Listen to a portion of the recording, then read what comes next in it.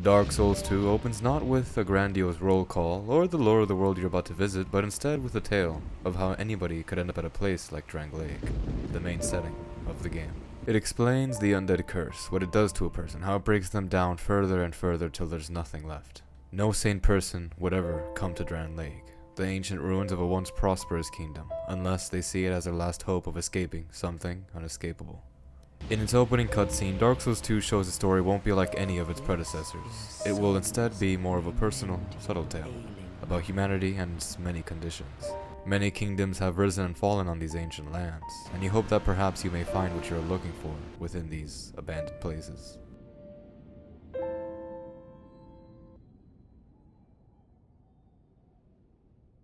You awaken in the Things Betwixt, a sort of in-between zone that exists only to escort beings outside of Drang Lake within. At this point, your character is nameless and have nothing to them except the tatters they wore when coming in. A few ways down you encounter a group of firekeepers that explain you aren't the first or probably the last fool to come to this place searching for a cure to the curse. They ask you for your name and form, handing you an empty vessel you can use to reform yourself. There are many ways you could have looked and there's many paths you could have come from.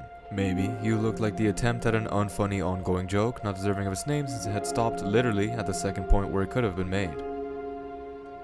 Also, you looked hideous, so instead you remembered you probably looked like some average looking person. After sharing this, the firekeepers tell you good luck before immediately taking it back and saying, there's nothing left out there and you're definitely gonna get manhandled.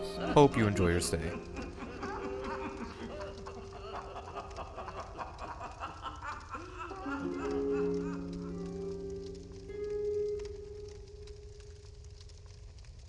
Oh.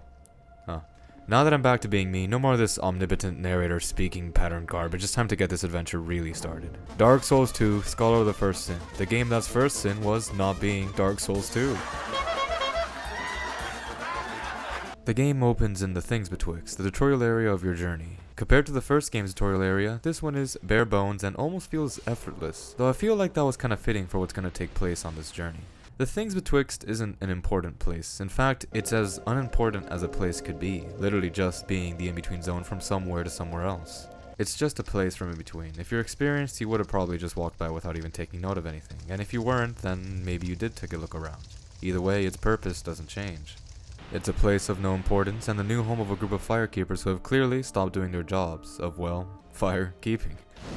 And just sorta chill out with each other in a hut, heckling and laughing at all the random youngins that pass by their place, just like real-life old people. Well, I guess they aren't as racist. After exiting the in-between zone, you enter the first real area of Drang Lake, Majula, a long-abandoned town which will come to be your new home.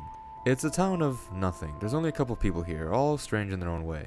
An undead smith that's been locked out of a smith here that probably isn't even his. A strange, seemingly omniscient cat that enjoys toying with the player. A certified Souls classic crestfallen warrior, though this time with a more philosophical twist. A timid merchant that came here to sell wares without the toxicity of his homeland. And last but not least, the Emerald Herald, a firekeeper that has kept to her duty and still guides hollows looking for answers on the right path. She explains that there was once a king before you that had gotten close to solving the curse, a king that is still out there, but can only be seen by those with strong enough souls.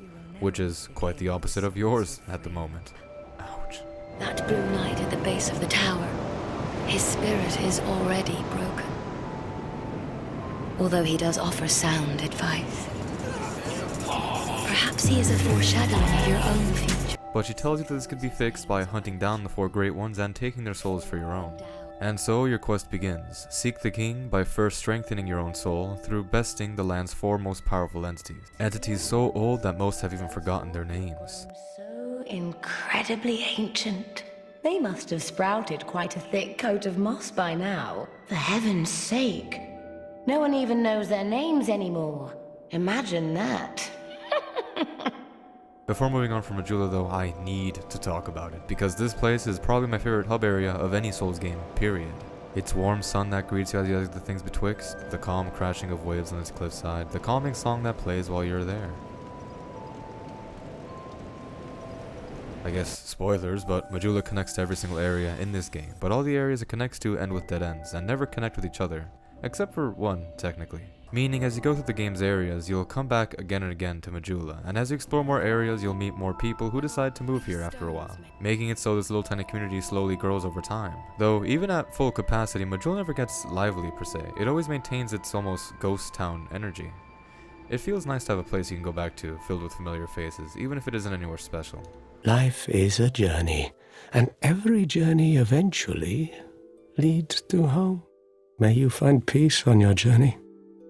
Also, I have to give props to just how gorgeous this and many other areas in Dark Souls 2 are. Look, I know it's a divisive game, right? People either hate it or love it, but at the very least I'm pretty sure most can agree that it has some of the most gorgeous areas in all the Souls series. For some strange reason, the art direction was just sort of incredible despite not making any sense. I don't know, but I feel like it might have something to do with the new feeling that this whole game has going on in its world. In Dark Souls 1, everything was interconnected and places made sense relative to each other. In Dark Souls 2, you simply go off in a direction and go along with whatever comes your way, cause it's complete nonsense. It gives the areas you go through an ethereal, dreamlike quality to them, almost as if the land doesn't seem to remember itself where things go anymore. The only things linking these paths together being some events that have taken place long, long ago. Almost like the world itself is revisiting these stories of old. Maybe that's why while you travel through these abandoned lands, you might start getting a feeling of loneliness. Because the fact of the matter is, while there was something here at some point, that just isn't the case anymore. Yeah, there are enemies all over the place, but they're all pretty much just ghosts of the past, shambling around serving a purpose that has long since disappeared. And now they simply wander the ruins, doing only what they remembered doing. Maybe that's why Majula feels the way it does then. After all, what makes the people here any different from those outside of it? Besides enjoying the peace, I suppose. So here, in the ruins of a town, begins your journey through the ruins of a kingdom. A journey where you are doing nothing more than searching for answers.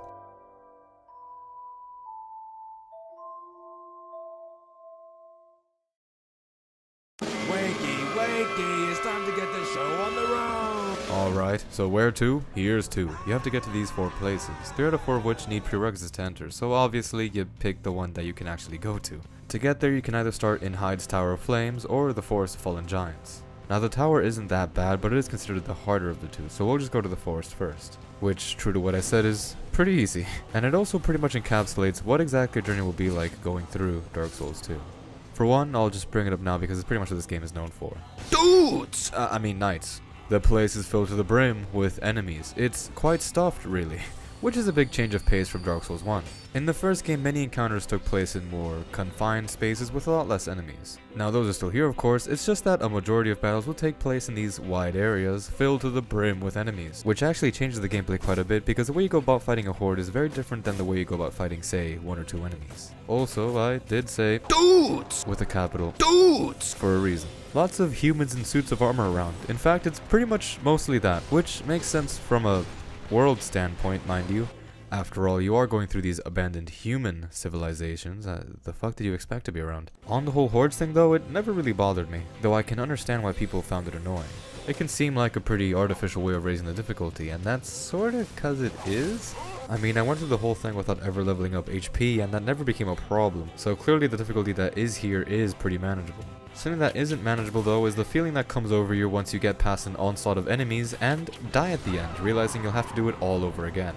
Now, I'm fortunate to have been eating, breathing, and sleeping the Souls games for the past many years of my life. At this point, my patience been tested, though I do remember what it was like when my patience was first being tested. And in past me's own words, that shit blew. And even now, many years later, there were still a couple times when I noticed Dark Souls 2 was displaying boorish behavior. And the annoyance you could feel when fighting enemies can also be compounded by number 2. This game's combat feels whack. Though I love that, mostly. Fellas, I'm here to ask a simple question. Isn't the dodge roll a sort of bonkers game mechanic?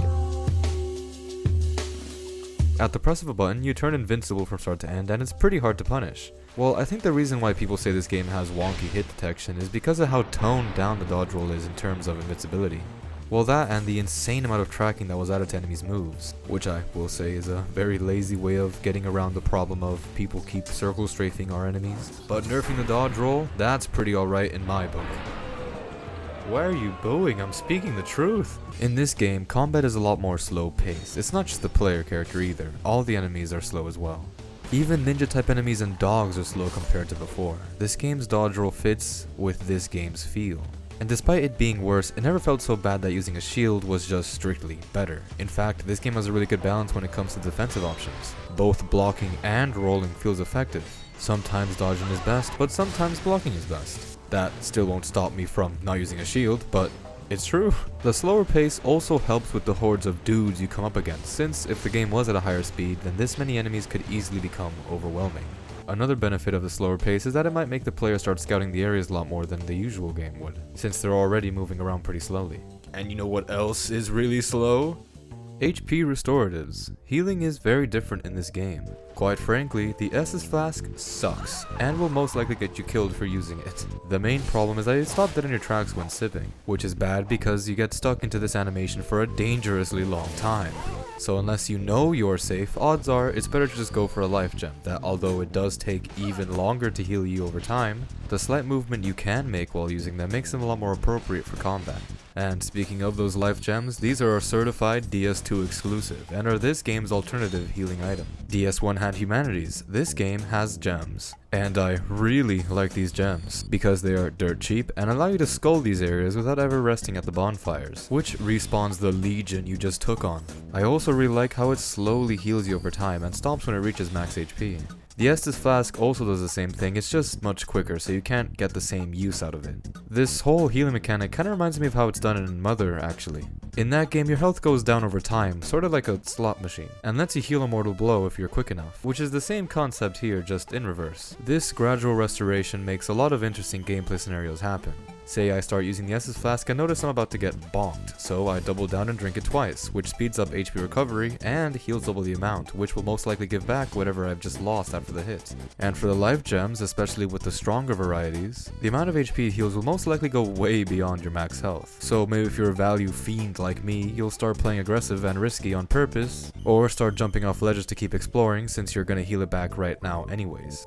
And that's about it as far as major changes. The way dying works in this game is a bit different. Instead of losing all your health at once or nothing changing at all, you only lose a small amount of HP every time you die.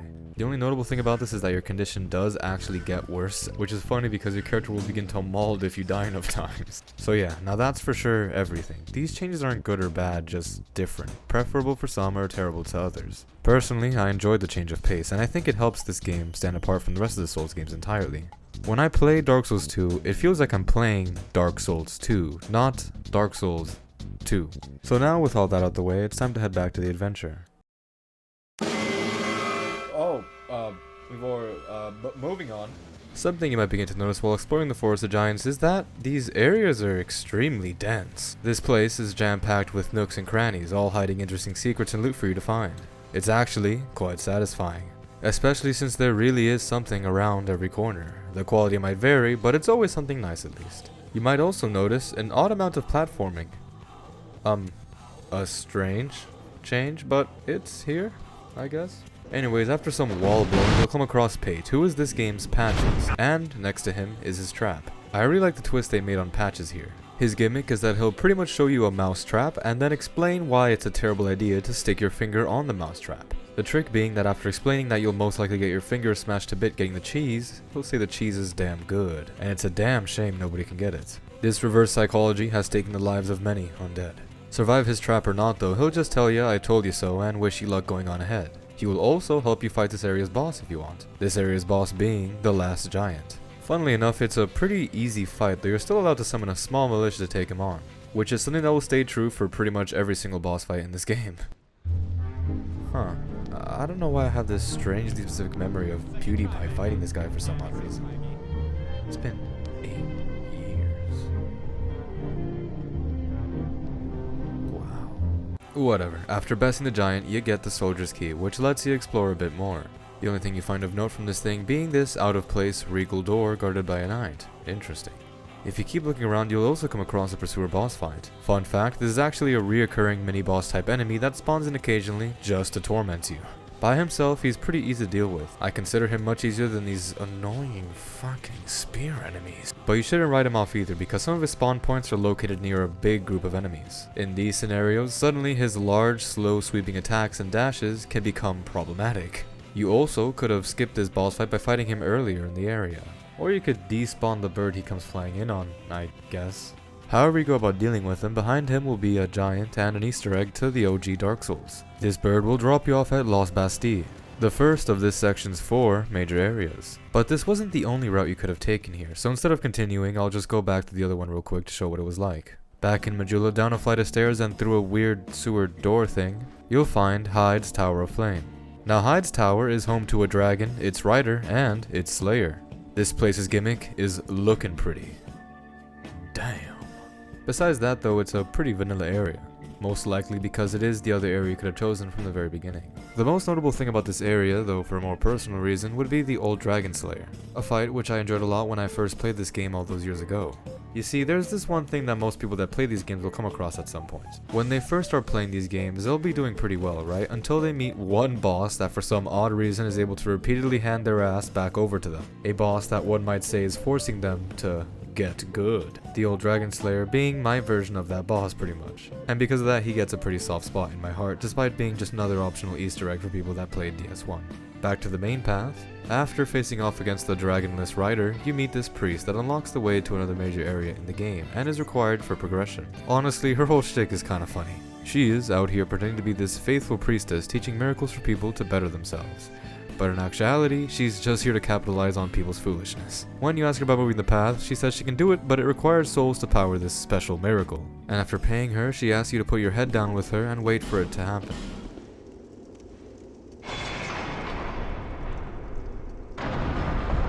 This is the funniest shit I've ever seen. The path she unlocks leads to Huntsman's Copse, a tougher area you could do now, but instead let's just finish off the path we're already on. After Hyde's Tower and this little in-between segment, we reach Huntsman Copse. No Man's Wharf. And before moving on, I've really got to say something. I don't know what it is about this game, but there's a strangely large amount of nostalgia for me going through these places again. It probably has something to do with the whole dreamlike thing I mentioned earlier. There's a lot of places in this game that just sort of end up in this hazy in-between zone of my thoughts. It's not that they aren't memorable, it's more like they just aren't trying to be remembered. I did also play DS1 back then, but for some odd reason while playing through that game again, I didn't get the feeling as often. Or at all, really. Though maybe that's cause that game didn't click with me as well as DS2 did. I've got a lot more fond memories of these places, and since they aren't places that are easy to recall, stumbling upon them again feels like a fun surprise. It's not like you forget about these places, it's more like you just never go out of your way to look into those deep annals of your mind like that, you know what I mean? Sort of like eating a candy you ate as a kid, or seeing the park you grew up in. It's a nice feeling reliving what those times were like. Yeah, sort of a personal touch that not many people might have about this game, but it's worth mentioning if only for myself. Spoiler warning, I really like Dark Souls 2, which is something I know some might not agree with, but to those all I ask is that no matter your feelings on the game, just hear me out a bit. Maybe it'll be a nice change of pace for you. To think all those thoughts came from seeing this strange spiral cave again. Whatever, I'll probably just cut this part out while I'm editing.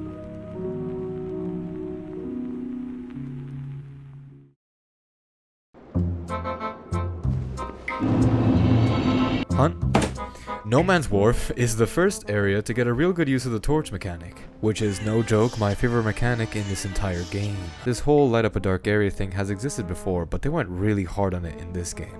Anytime your vision gets obscured, odds are you can just bust out a trusty old torch to help out a bit. You can light these at the bonfire with flame butterflies. You can even set up these semi-checkpoints by lighting up these... whatever you call these things. And using them to reignite your torch later if for whatever reason you need to put it out, like say you want a two-handed weapon or wield a staff/shield in the other hand.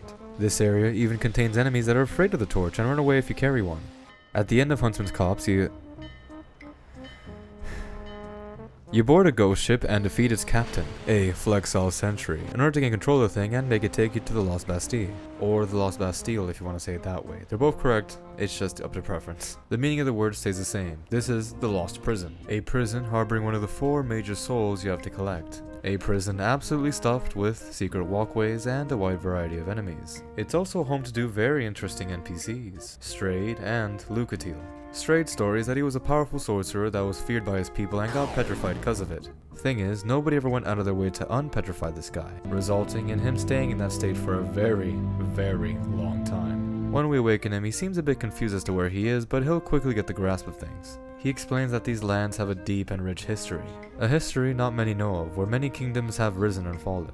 While this place is currently called Drang Lake, there's no telling how many other names it went by in the past. Stray decides to lend his powers to you, since the ability to craft powerful spells and sorceries from souls is a rare talent not many can replicate. And you did just wake him up from this whole eternal rest thing, so he kinda owes you one. The other NPC of note, Lucatiel, is here on a quest to rid herself of the curse just like you. You might have actually met her before if you came from that place I refuse to name. As of right now, she just chats to you about why she came here and ponders a bit on the whole curse thing. Her whole quest revolves around fighting alongside you to best a lot of the tough battles on your journey. And if she does survive these encounters, then you'll get her quest's true ending, an ending I highly recommend. Lugatil is a very interesting character with many interesting things to say, but as of right now she doesn't trust the player enough to talk about them. So till then, she's just a pretty cool knight that fights alongside you.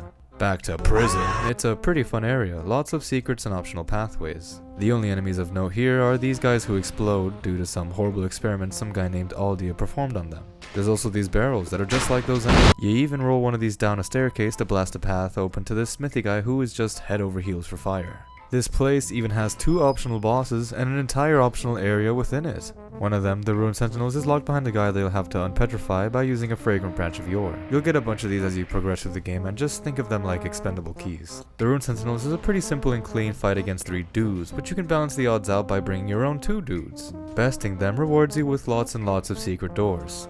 I don't know why there are this many. It's kind of funny actually. There's even secret doors leading to secret doors you've already opened.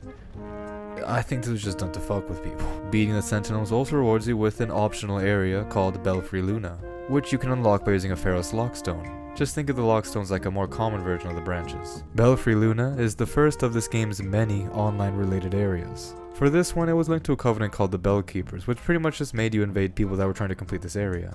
Sadly, or not so sadly, I won't be able to speak much on how these online covenants work. And while I wish I could say it's for some honorable reason like, There will one day come a time when there is no more online servers, and these places will be the way they are forever. but truthfully, I'm just too broke to afford PS Plus, and even if I wasn't, I refuse to pay online. Moving along, this optional area's boss is the Belfry Gargoyles. It's just like the gargoyles from Dark Souls 1, except there's about 7 of them or something. It's a fight that can get out of hand very quickly if you aren't on top of killing them before more spawn in. Though, at least they were kind enough to give you a helper for the fight. After committing mass goylecide, all that's left to do in this area is head to the Sinner's Rise where this area's real boss is held, the Lost Sinner.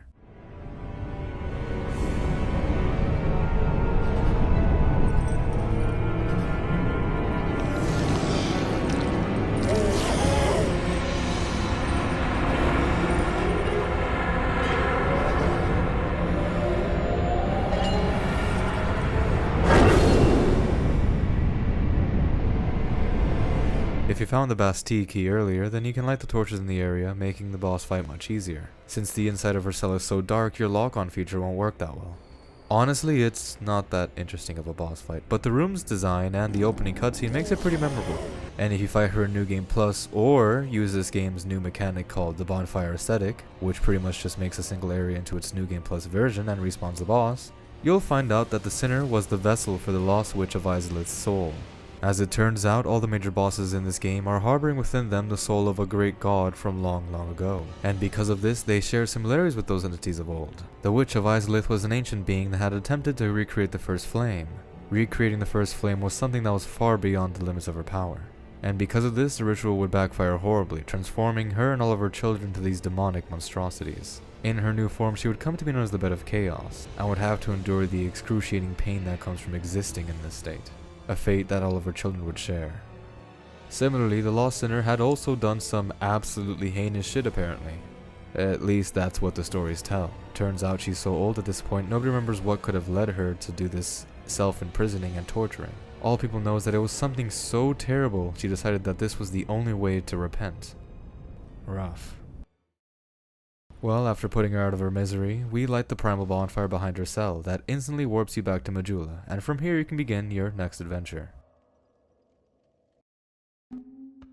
From here you should be able to pick any of the 3 paths, each that are pretty equal in difficulty, so you can go whichever one you want. Because of this, I'll just go in the order that I did them in. Is what I wish I could say, but sorta had a massive lack of intelligence incident and had used all my branches before getting to the Ruined Sentinels, so I just sorta wandered off looking around for a branch of yore. I don't know why I did this. I know where a branch was located. I could have just gone to the gutter immediately, but I instead went off in random directions. But for the sake of continuity, we'll just go with the next set of areas that I decided on completing fully. That said, starting with the Shaded Woods. The reason? Well, I have this strange urge to seek out the Moonlight Greatsword, though I don't know why. So the way you get this path started is you just head over to this here alcove and then keep walking. Oh my god. This is Benhard of Hugo. He is wielding what appears to be the Moonlight Greatsword, and he is in this land in order to prove that he is a skilled and powerful swordsman. He has a quest line pretty much just like Lucatiel's, where you have to fight off bosses alongside of him. Right now, all he tells us is his name and that there's a statue up ahead that keeps giving him the heebie-jeebies. See that statue? Gives me the willies. You stare at it for long enough, it starts to look alive. Hey, you don't think a real-life person was turned to stone, do you? Well, it turns out he's right. Petrified up ahead is Rosabeth, the pyromancer that came in search of her master Carhillion, which you could have met up with earlier in No Man's Wharf. She asks if you can spare any clothes for her, and if you do, she'll thank you and say that she's gonna go head back to Majula. Well, with all that riffraff out the way, it's time to get back to business. The Shaded Woods as a whole is a pretty strange place. It's got freaky enemies, moaning trees, laughing pots, and there's even this one section so drenched in fog that not even the torch can light it up that much. Though exploring this area is well worth it because inside of it resides the decapitated head of Vengarl. Yep, just his head. Apparently at some point he was this extremely mighty warrior that fought in countless battles and had become feared by all. Back then all he knew was war and could not see a life without it, but now he sees the error in his ways. Despite being nothing more than a head now, he seems to be more at peace and whole than he ever was back then. All he wishes for now is just be able to peacefully look upon the sky and rest away his days. All I ever knew was war, and I can imagine no other way to live. What a fool I was. I am grateful for these peaceful days. But such contentment lies only in the here and now. Why must life be so confounding? Turns out despite being just a head, he's also a pretty great vendor. He sells the Guts Ultra Greatsword and other valuable consumables. Which, if you couldn't already tell, makes it pretty obvious that yeah, he's just a Berserk reference. Well, this is a pleasant surprise. Moving on ahead, you'll end up in an even stranger part of the woods, home to a man-scorpion named Tark. A guy you can only speak to with the Ring of Whispers equipped, a ring with the power to let you hear the voices of monsters. He explains that he is a creation of the Duke up ahead, who had gone mad and started mass-producing monstrosities that looked much like him. In fact, up ahead lies another one of the Duke's creations, a creation that at one point was Tark's wife. Apparently they were happy for a long time, but sadly she had lost her mind eventually and now kills anything on sight, including him. He wishes to put her out of her misery, but he isn't strong enough and asks if you're willing to help a brother out, which of course you will be, saying thanks for finally helping him put his love to rest. I have no gods to pray to, but still I pray that your journey will be safe. Other things of note here, the headless body of Vengarl. Yes, it's just chilling out here, yes he knows it is, and yes he'll give you a reward and a thanks for putting it to rest for it, allowing you to summon him in his completed form for some future areas and bosses. Last thing of note here, Ornifex, who makes I've got boss weapons! Did you say boss weapons? Boss weapons! though he needs his tools in his house first, which is up ahead in Brightstone Cove, our final destination on this voyage. On the way there, we'll pass by another optional area, that being the Doors of Pharos. This place is part of another online covenant, more specifically, Las Ratas. All I can say about these places is, do not use the Pharaoh's lockstones you have gained along the journey here.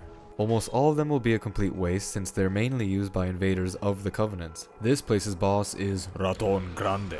though I will say I've never seen a rat that looks quite like that. Oh my god! Your reward for beating him is access to the Rat Covenant, a covenant that is useless offline.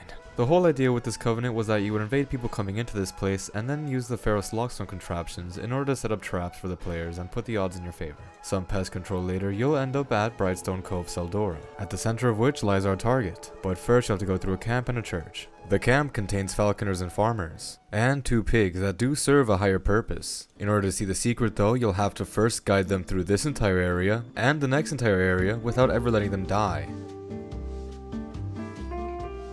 Yeah, this is gonna take a bit, so, you know, sit back, relax, maybe go refresh on some drinks. It's a pretty long video after all. Oh, and one thing, I'll bring it up here since I forgot to mention it in the original recording. This area does have one NPC, not counting quest-related ones that move around, and that's this dude right here.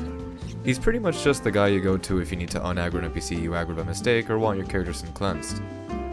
And that's about it. Back to pig escorting.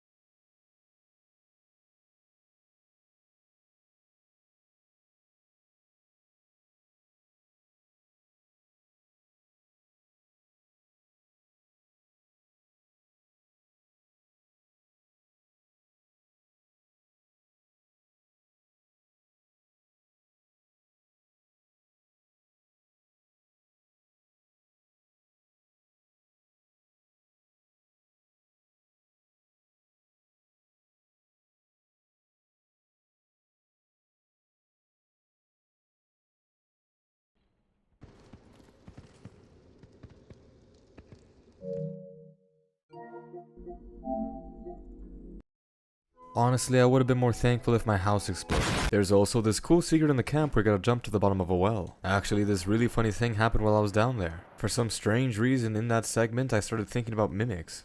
Now, until this point, you wouldn't have come across any. The only chests that I've fought back so far are wooden ones, but it's only ever a small booby trap. Shoot some arrows, spew some poison, small stuff. But note, this is only ever the case with wooden chests, which are destructible, unlike iron chests that are not destructible and contain valuable items. And after going through a couple iron chests, it's gonna begin to start feeling pointless to check every single one to see if it's a mimic. Honestly, I couldn't even remember if iron chests could be mimics. So when I came out of this hole and saw an iron chest in front of me, that random thought of mimics earlier did make me want to check it. But then I said to myself, what are the odds it's a mimic? There's no way it's a mimic. Those don't even exist.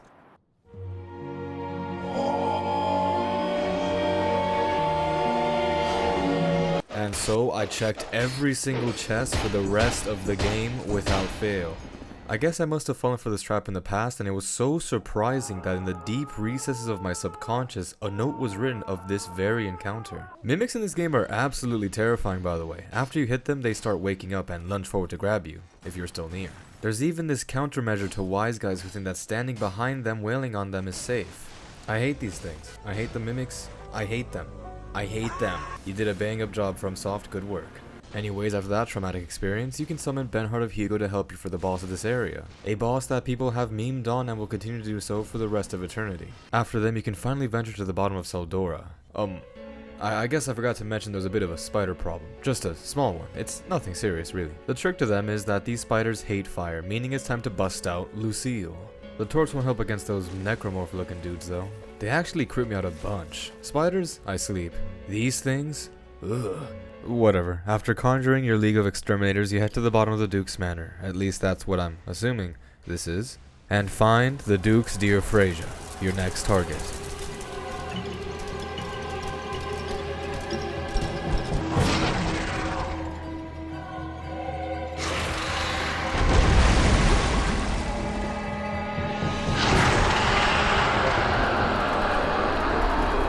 Turns out the Duke isn't holding on to a great soul, it's actually his pet. A pet that at one point was tiny but has now grown to a ginormous size. Freya here is holding on to Seath's soul, a soul that seemingly still holds the will of its original wielder. The soul appears to be able to influence those around it and drive them mad, forcing them to continue in Seath's footsteps by creating monstrosities. Behind Freya, you'll see the petrified remains of a dragon. Perhaps this is where the soul had originated from. After putting down Freya, maybe twice if you want Seath's soul, you'll find the Duke himself, and behind him, the primal bonfire. But before heading back, I recommend visiting the guy we saved earlier named Ornifex. His house is located in the most backwaters part of town. But as they say, you gotta do what you gotta do, especially when you want the goods. By handing him over Seath's soul, he'll give us the Moonlight Greatsword. My brilliant blue moonlight. Finally, I found you. One small problem though. Its base level, while pretty strong compared to most weapons, is not as strong as a +10 longsword, which is the weapon I've been using up until this point and will continue using until I find some upgrade material. Pro tip, there's a fire-infused longsword in the forest that's really effective. Turns out a +10 longsword is just unmatched in versatility. Another pro tip, rapiers with the old Leo ring and any enchantment have an insane damage output that can quite literally manhandle any boss in this game.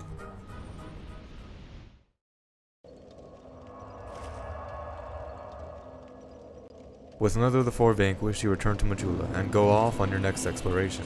From here, I chose The Hole. Now, there are many ways of traversing The Hole. For this run, I chose the Silver Cat Ring, but you could have also gone the Cornball route, or perhaps the Stat Check route.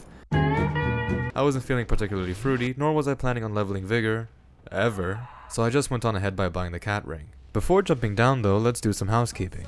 Remember that merchant I brought up in the very beginning of the video? Well, it turns out he has a small quest line, where the more souls he spends, the more of a jerk he becomes. And at the peak of his arrogance, he'll proclaim that he's finally done it and now has no reason to go back to his homeland.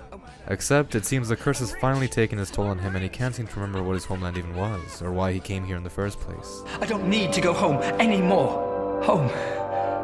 Home? Where is home?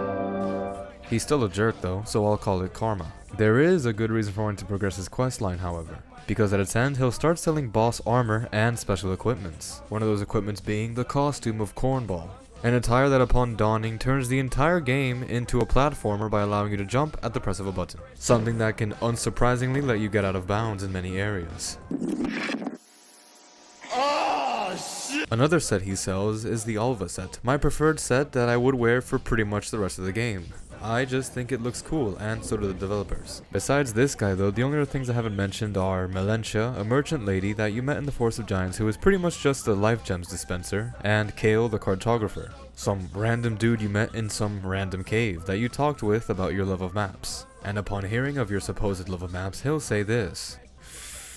No way, dude. Have you checked the mansion in the back of Majula? Yo, you gotta check this out. Wow. I know, right? It lights up and shit.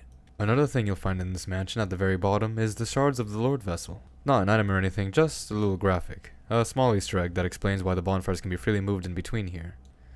Yeah, my bad, that is the most overused 10 secrets you didn't notice while playing Dark Souls 2 thing. So here's a fun one then.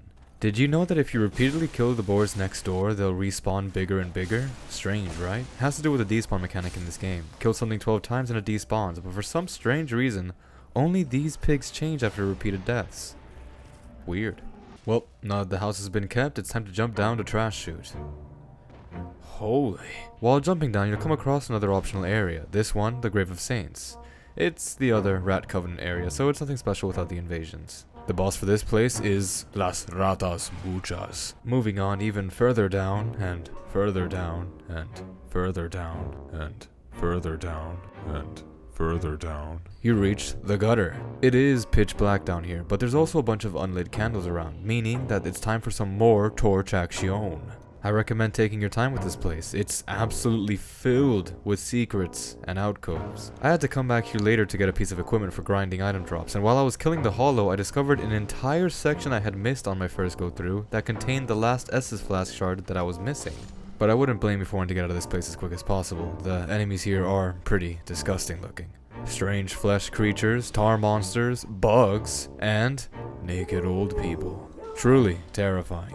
On the bright side though, the torch really gets big use here, and lighting up the place then looking back on what you've accomplished is very satisfying.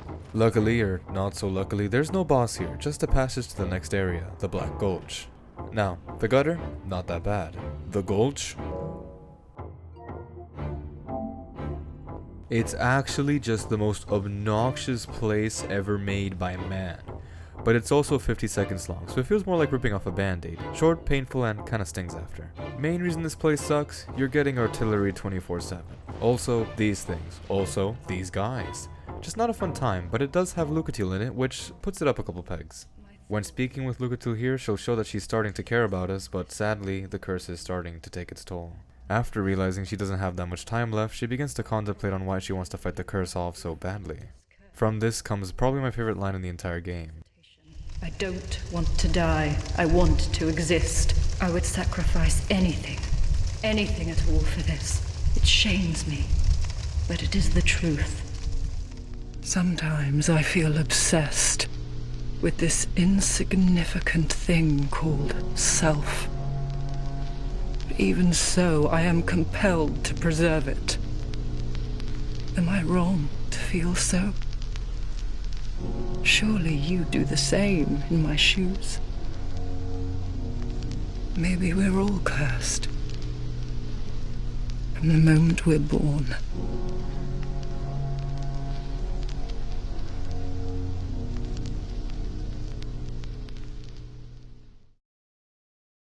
When you're done talking with her, she'll help you fight the area's boss, the Rotten. An extremely easy battle, a battle so easy that people farm this for speedrunning purposes. He hits extremely hard, but he also is extremely telegraphed, making it hard to get hit in the first place. Only hard thing about this boss is honestly just looking at the guy. He appears to be some sort of flesh hive mind, but not an evil one at least. His soul is linked to Nito's, the first of the dead.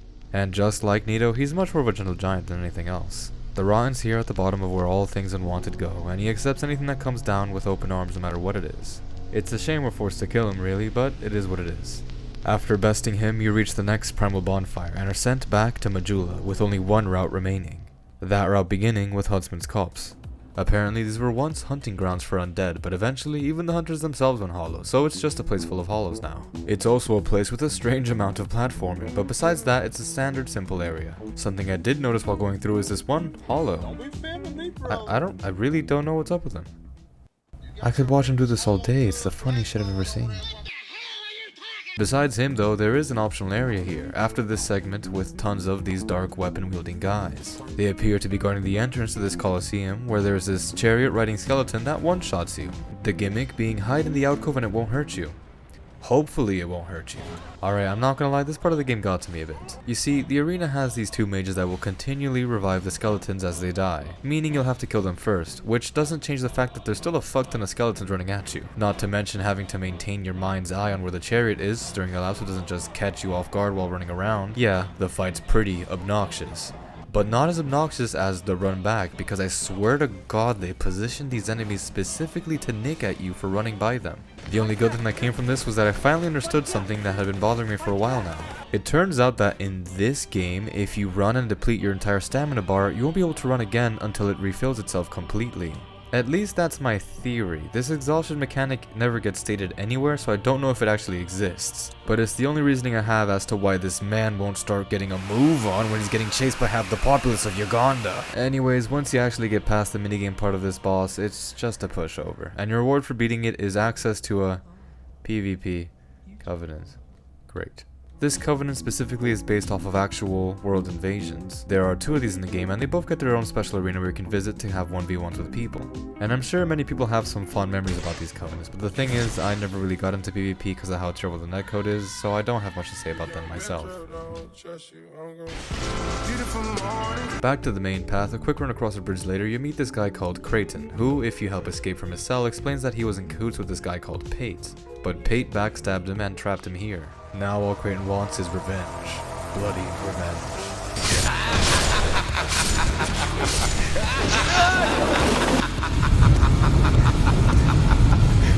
I get the feeling I've done something wrong.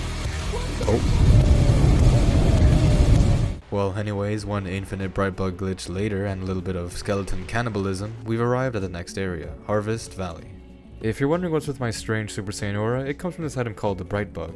The item is a consumable that raises both your attack and defense, the cost being that they're extremely rare and only last a short amount of time. But by saving and quitting in specific locations while having it active, you can bug out the timer, making it last infinitely until you enter a loading screen, meaning you can no longer die or warp around. As far as glitches go, I actually really like this one. It's got some drawbacks and some benefits. It also makes you play the game sort of like a challenge run, which is nice. All in all, this is a pretty great bug. Shout out to the developer that had the oversight. Back to Harvest Valley, it's a really short area, but that's due to the fact that it has a lot of loot-filled poison pits. But they're nothing Electrum 2 can't fix, and hey, this guy doesn't seem to mind them either. Aye, Gavlan. Gavlan will, Gavlan deal. With Gavlan, you will, you deal.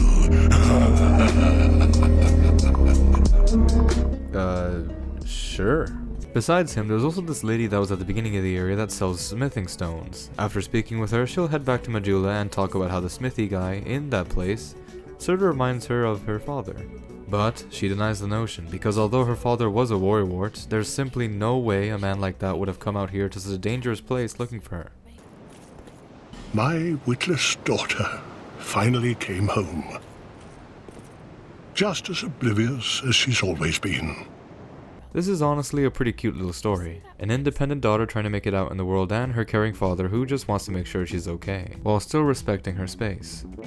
Back to the valley, the area goes on for a bit and it has some cool secret areas here and there. This one in particular has a pit in the back of it. A pit that I didn't know whether or not was bottomless, so I tried figuring it out by using some old methods. It's a pretty old trick, but if you drop a prism stone down a drop and it breaks, that means that... Honestly, I forgot. I've never actually done this. So instead I tried shooting an arrow and it looks like it hits the floor.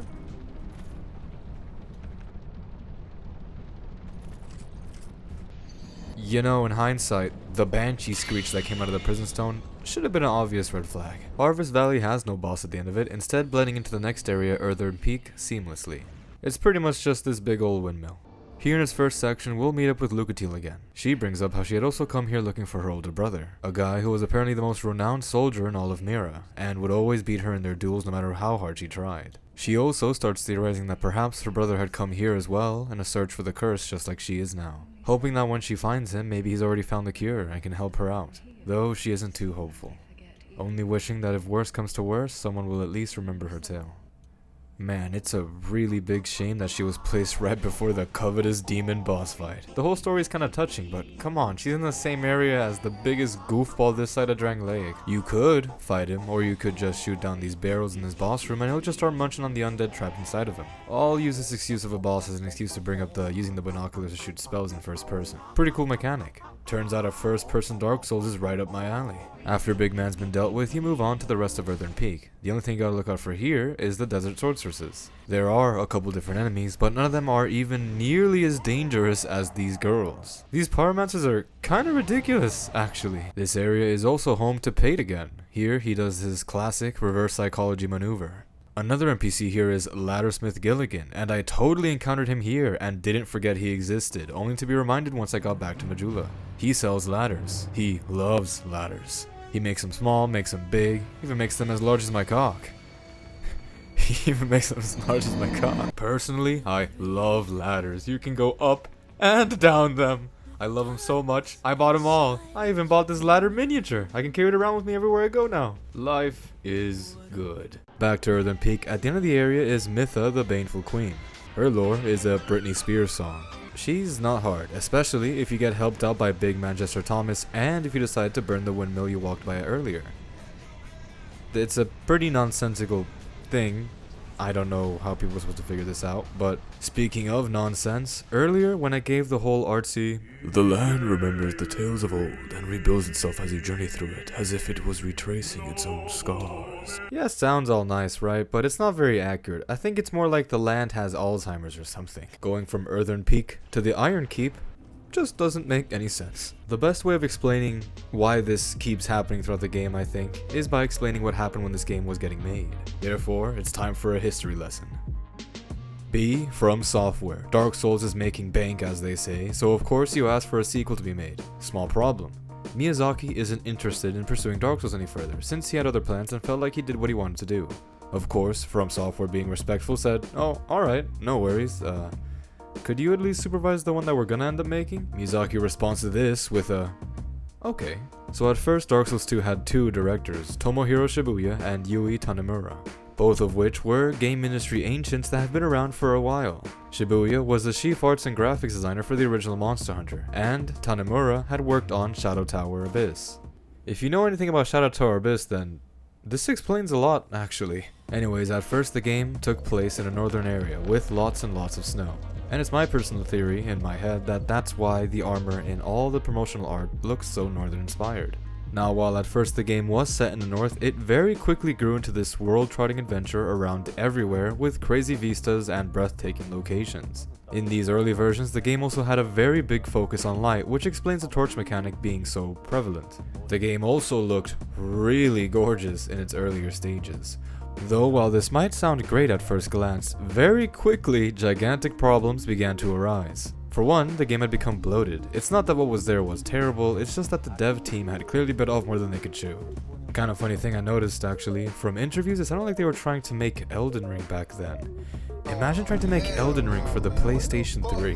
That thing sounds like it's on life support when it's running Revengeance. Imagine it trying to run what was pretty much a PlayStation 4 game. The new engine had also started bringing up other issues, mostly because it was in fact the new engine, so it was bug-ridden. An engine that people say got axed after Dark Souls 2. I don't know where this information came from, but there's just not any proof out there of this being the case. Yes, Dark Souls 2 feels different than the other games, but that's because it was made to feel different. Bloodborne also feels different, but that game's universally liked, so I guess yeah, that one stuck around, surely.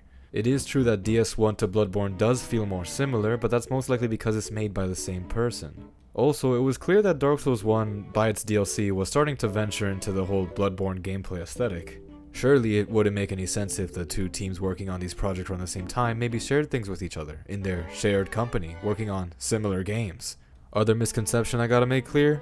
B-Team does not exist. This game was not made by a B-Team, it was made by FromSoft's bests. FromSoft isn't a small company, right? It does have many employees, but I highly doubt they would just stick anybody to handle a game that, as shown by the things that I'll bring up later, they cared about an awful lot. I've also heard people refer to B-Team as this game's director, and it is true that Miyazaki, while supervising, took a very hands-off approach because he didn't want to interfere with the creative vision. To that I say, This game's director co-directed Elden Ring. So back to the story. Be FromSoft. The second game in this brand new blockbusting series seems like it's about to do the proverbial nay off of a cliff. What would you do? Well, they decided to put their foot down and rein in the project a bit. First, they asked one of the directors to step down so it would have a more coherent vision. Second, they asked to drop the whole globe-trotting thing and just stick to what they had already made and go from there. And thirdly, they sadly had to shoot the graphics in the foot. The game was just unplayable. The FPS would not go above 5. After FromSoft raised their boot off the ground, it was up to the director that was left, Yui Tanimura, to reassemble this whole thing. Characters were changed, things were moved, and the entire story was rebuilt from the ground up even. Sounds like a recipe for disaster, right? But instead of getting Dark Souls 14, we got Dark Souls 2. A very well received game that managed to take the series in a new direction.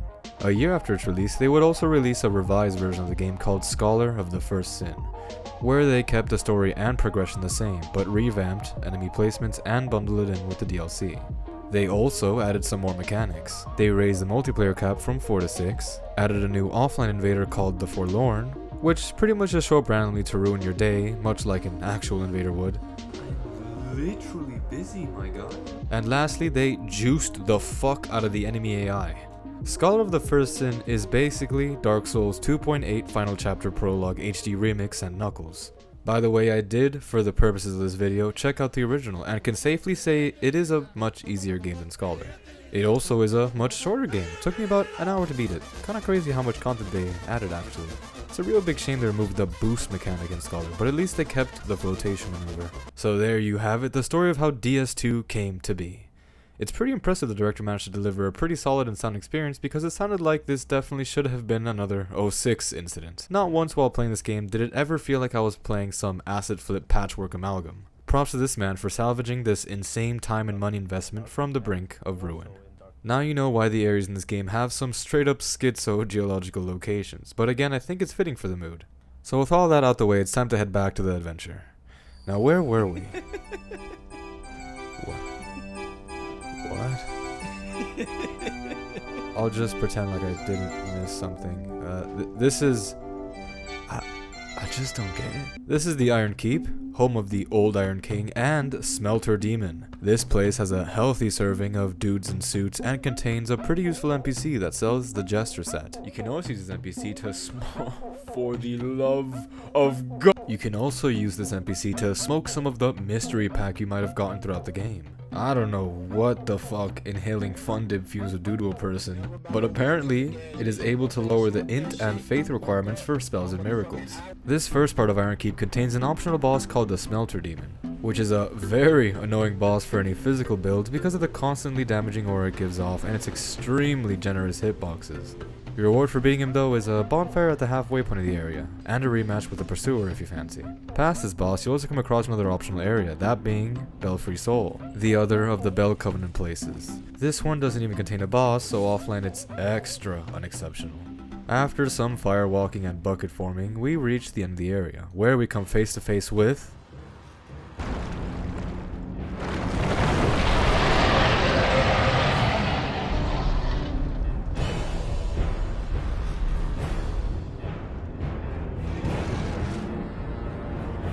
the Old Iron King. He was a king that had it all and eventually became overly greedy. Sound familiar? Guess who his soul's linked with? This Balrog looking menace isn't that dangerous. What is dangerous is this random lava pit in the back of his arena. Careful not to fall in it. Or whatever happened to me here into it. Before long, you'll eventually best him and gain his soul. Now, with every great soul, it's time to link the last primal bonfire and get to the king.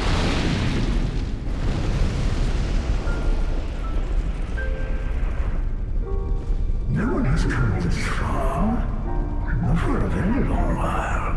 Your Honor, do you wish to shed this curse? Very few indeed have come even this far, and yet your journey is far from over. Half-grown hollow, have you what it takes? Truly? So this thing in front of us is what's left of Aldia, King Vendrick's brother. He seems to know a lot about the going-ons in this world, but he wants to test us a bit more before letting us in on the information. All he does now is hint at the true nature of things and ask that we seek Vendrick, the man who almost became a true monarch. Well, anywho, without further ado, we return to Majula and set off on the quest to meet Vendrick. Jesus Christ, it's been quite the journey, but at least all that's left to do now is get to the castle and talk to the guy, I guess. So, from the fork in the road bonfire in the shaded woods, you pass through this big old door after its soul checks you and head off to Dranglea Castle. One of the only landmarks big enough in this game to be seen directly from Majula, a towering monolith erected as a display of Vendrick's power. But once we get there, something seems amiss. Instead of some grandiose monastery with a metric fuck tons of night, it's a pretty solemn scene. Once you reach the gates of the castle, you'll meet up with the Emerald Herald. It appears she's been waiting for you. If you speak with her, she'll comment on how this solitary castle stands here as another test for the journey, both yours and hers. As you enter the castle, you are met with a single phantom of a man. He seems to be a bit delusional about what happened here, and while speaking to you, he'll start recalling what he forced himself to forget. It turns out King Vendrick is long gone, which as far as this guy can tell happened for no reason, but he has his suspicions about the queen. Apparently, the king had at one point defeated the 4 great souls and built his kingdom upon them. Then, he would eventually meet this woman called Nashandra, who would become his queen. King Vendrick was madly in love with her, so one day when she warned him about an incoming invasion of giants, he trusted her fully and would go for a preemptive strike, stopping their supposed invasion from even beginning. After this successful assault, he gained the power of the giants, allowing him to create these golems and control them. With this, he would create the gigantic castle that you stand inside of now, to show not just his overwhelming strength, but his love to his wife as well. The construction of the castle would usher in an age of peace, but according to the ghost here, it was an uncanny peace, a peace that almost felt like the dark. Recalling this much causes the phantom to go into a state of shock before he can continue, and he stops telling you what happened, returning back to his deluded self and showing you hospitality. It says a lot about how abandoned this place is when the only thing that greets you once you enter is a ghost that can't even tell it's dead. This castle has a really lonely atmosphere to it. The halls are dark and empty, lined with knights that had stood and watched waiting for their king so long they petrified. Some statues shambling back to life as you walk by. It's a strange place with many strange rooms. One in particular sticks out in my mind, though not for any good reasons. I can't believe you've done this. Oh, fuck. Oh, fuck. Oh, fuck. I can't believe you've done this.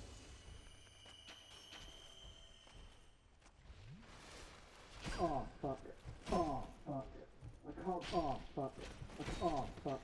Oh. There's even this secret area you can stumble upon by searching around the bottom floor of the castle, containing a bonfire, a strange enemy, and Dark Diver Grandel, a man you hopefully have met 2 times before already. His questline can only be started if you have spoken to him once at all of his locations. One in the Shaded Woods where you met Ornifex, another in the Black Gulch which is actually extremely well hidden, requiring you to drop down by using a torch, then killing 2 giants that give you a giant soul and a key, then dropping down from the same ledge again to unlock a door that he was hiding behind.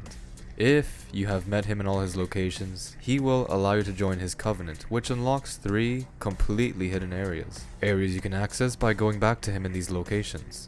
These sections take place within these eerie places deep beneath the earth, so far down that there's only dark. The gimmick is that you'll have to light these torches and defeat all the tough black phantom enemies that lie within them, in order to dive even deeper into an abyss lying at the end. And if you do this in all 3 areas you've unlocked, it'll allow you to go even further below, farther down than anyone has ever gone before, where you'll come face to face with the Dark Lurker, a secret boss that not many have faced, including me actually. Yeah, this is my first blind encounter with this thing. Let's just say I got handled, but luckily the second time around it went much better. For finishing this whole secret questline, you get the strongest chime and access to Climax, a powerful hex that concentrates all your souls into a powerful blast.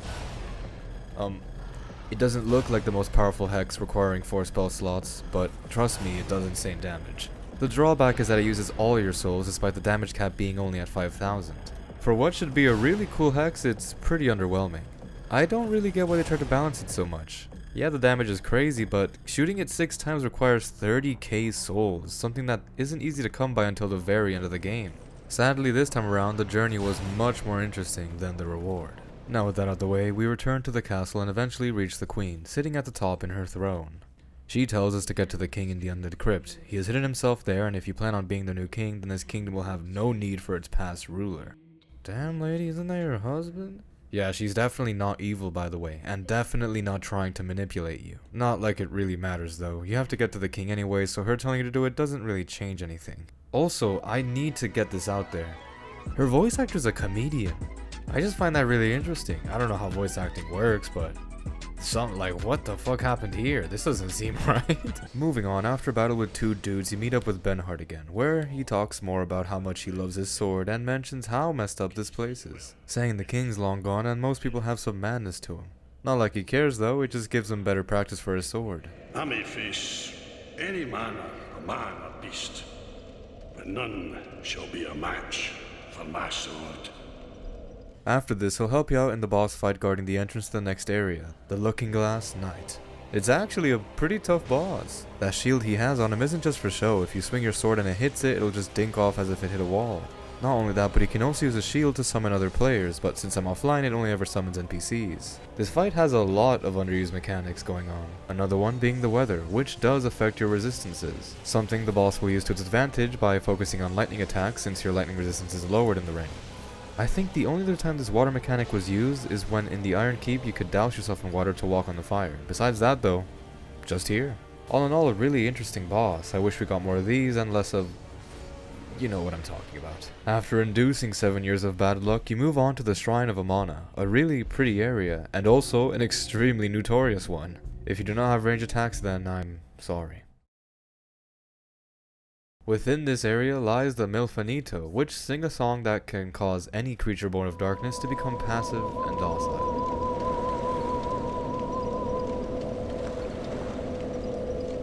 Which is why you'll notice these bright bugs floating over some spots in the water. Those are not items, those are enemies. Apparently the Milfanito are daughters of Nito, and he had taught them this song in order to bring peace to the creatures of the dark. What a stand-up guy. Also in this area are these Arkdrake sect dudes. The melee ones aren't that bad, but the mages are the reason this place is hated. They shoot an extremely slow-moving, extremely long-range homing soul arrow. One, not that bad. Multiple, uh-oh. If you have any form of range attack, then you can pick them off one by one slowly, which makes the area a whole lot easier. Another thing that sucks about this place is that most of it's submerged. All the water can make it pretty hard to tell when the flooring ends, which might make you think of lighting a torch in order to help see through the water. Do not do that. Lighting a torch will notify all the dark creatures that a hot single has entered their area, making them very quickly start beelining it towards you. They aren't tough or anything, just be sure to expect a couple every time you light a torch, which is recommended when exploring some of the optional segments here, as without one it'll be really hard to tell what's ground and what's not, especially when getting shot at. Right about when your shoes start to contain more water than feet, you'll come across this area's boss, the Demon of Song, or as some call it, the Seaman of Dawn! It hits hard, extremely hard, but it's easy to avoid, so it shouldn't be too big of a deal. Though this boss can be extremely annoying since it's very much capable of just one-shotting you, which coupled with the fact that this is the place it lies at the end of, can be quite patience testing. After silencing it, you obtain its soul and a key. A key required to free a Milfanito locked away at the top of Drangley Castle. Though the lock to the cage is a bit... yeah. This thing is really out of place and terrifying. Wish there was more of that. After freeing her, I recommend going back to speak with the other Milfanito if you haven't already. They'll thank you for freeing their sisters. Oh, there was one other one before the Seaman of Dawn, but she was severely injured and dies when you speak with her. The way they're speaking, it seems like she was trapped there for some odd reason, but I really don't know why. My best guess is that she was just waiting there to tell people that what's up ahead is a monster. Anyway, if you speak with all four of them, then you'll be able to use this weird shrine in order to regain your humanity for free. Except, it can only be done if you're holding no humanities on you.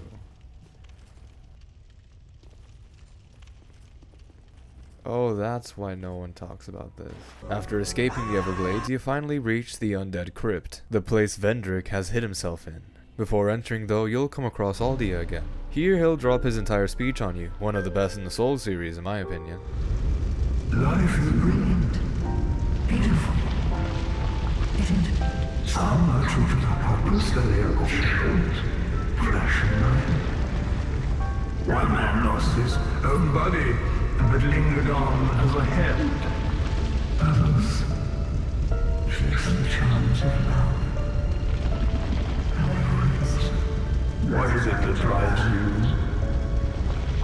Once, the Lord of Light banished the dark and all that stand from humanity, and men assumed a fleeting form. These are the roots of our world. Men are props in state of life, and no matter how tender, how explicit, a lie will remain a lie. Young forever, knowing Do you still desire peace?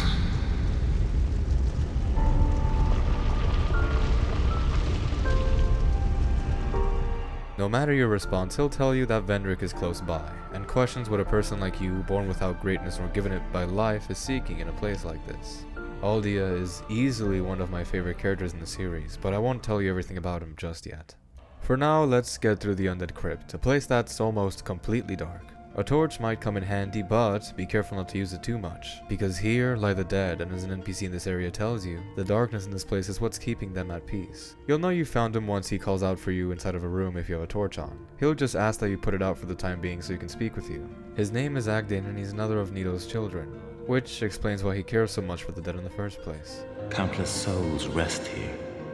Some were rich, others poor, some wise, some dull, but now they're all just dead. He'll tell you about the king's location, but warns that he is being currently guarded by Velstat, one of the king's most faithful and powerful warriors. After speaking with Agdane, he'll be willing to help you face Velstat, as long as you promise not to disturb this place with light.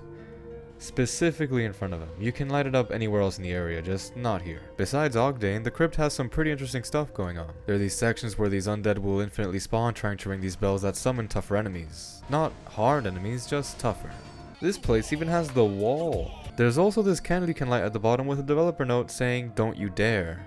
I don't remember what lighting it does, so I said fuck it and lit it anyways. I'm a human being, what did you expect me to do? In hindsight though, lighting it is a pretty bad idea. It will cause all these red phantoms to spawn in the area, which I guess is what Agdane was talking about earlier. But luckily they have a severe weakness to just running away from them, so it's not that big of an issue. A few ways down, we eventually come across the King's Guard Velstat. He hits hard and can buff himself. Nothing you can't handle, but for some odd reason, Agdane here has the durability of a Pringle. I'd say keeping him alive to finish his questline is much harder than fighting the boss solo, since you kinda have to speedrun the battle and force Velstat off of him by constantly attacking. Anyways, after Velstat stings his last dong, we can go see the king. The legend of a man who's been hyped up the entire game. A great king who has accomplished many legendary feats, and some says even knows an escape to the curse. If that's who we came to see, who's this then? Something is terribly wrong. This giant hollow limping about the grave holds King Vendrick's blade, and if you try attacking him he won't even notice you. Even in this extremely hollowed state, it appears the king is way beyond your power. You check out his suit laying on the edge of the site, lit up by bright bugs, and acquire his ring. On the way back, the Emerald Herald tells you about a place far off to the east, a home of dragons, locked behind a passage only usable by the king. And so, we do as she says, we venture east and use the king's ring to open up a passage. A path that will lead us to Aldia's Keep. A place that I really wish I could have seen in its original, undowngraded form. Apparently it was going to be one of the darkest areas in the game. Just imagine how it would have been walking through this. The only lights in the main hall coming from the dilapidated roof, lightly shining on the skeleton of a dragon. Mirrors cracking as you pass them by. And once you reach the deeper parts of the keep, torches will barely keep the room lit, just enough for you to see the horrors of Aldia's experimentation. Sadly though, that's just in my dreams. Instead we got this version of the keep, which I think is still a really cool area. When we first enter it, we see Lucatiel for her final encounter, where the curse has finally begun to get the best of her. Who are you? Oh. No, forgive me. I know you. Yes, of course. The only reason she's even able to recall us is because of how much we've been through together. One last time, she'll wish us luck on our journey, not knowing what we could possibly be searching for in a land like this one. Lucatiel had come here for many reasons. She had come to break the curse, yes, but she had also come to find her brother, hoping that somebody like him maybe would have managed to find an escape to this madness. She fought long and hard to find it out, but the land offered her nothing. Eventually, she even began to question why she cared so much about fighting off the curse in the first place, before realizing perhaps the real curse is the insatiable need to defend the self. This insignificant thing one can't even prove exists. After promising to keep her wish, she vanishes, never to be seen again. A great warrior that couldn't escape her fate. Someone who tried desperately to lead a life worth remembering, fated to be forgotten, even by herself. I beg of you, remember my name, for I may not myself. As you walk into Aldia's Keep, you come face to face with her brother, no longer the legendary swordsman she had made him out to be, but instead a hollow that now mindlessly hunts others in order to steal their humanity. Perhaps this is the reason she finally gave up. Perhaps seeing her brother, somebody she could never best, be defeated so totally by the curse, she realized her battle with this curse was over the moment it began. Aldia's Keep is an interesting area, fitting of such an interesting character. It appears he was also searching for a way to escape the curse just like Vendrick, but he sought to do so by researching its origins. He would become the scholar of the first sin, and after realizing what the first sin was, he attempted to recreate it, in order to free humanity from its bindings, but he ultimately failed, as shown by the thing he had turned himself into, an amalgamation of flesh, wood, and fire. He is immortal, yes, but this existence he leads was not his goal. Now he just lingers on, linked to the bonfires themselves. Immortal, but he wouldn't consider himself alive.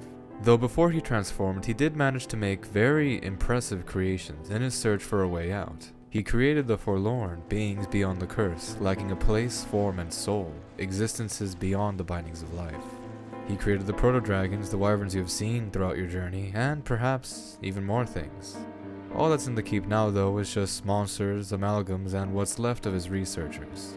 At the end of the keep, you'll come across one of his creations, a guardian dragon. A pretty annoying battle, because the dragon can start flying away and breathing fire down on you where you can't hit it from. Though that's not really an issue for my build, though. After defeating the creature, you see this.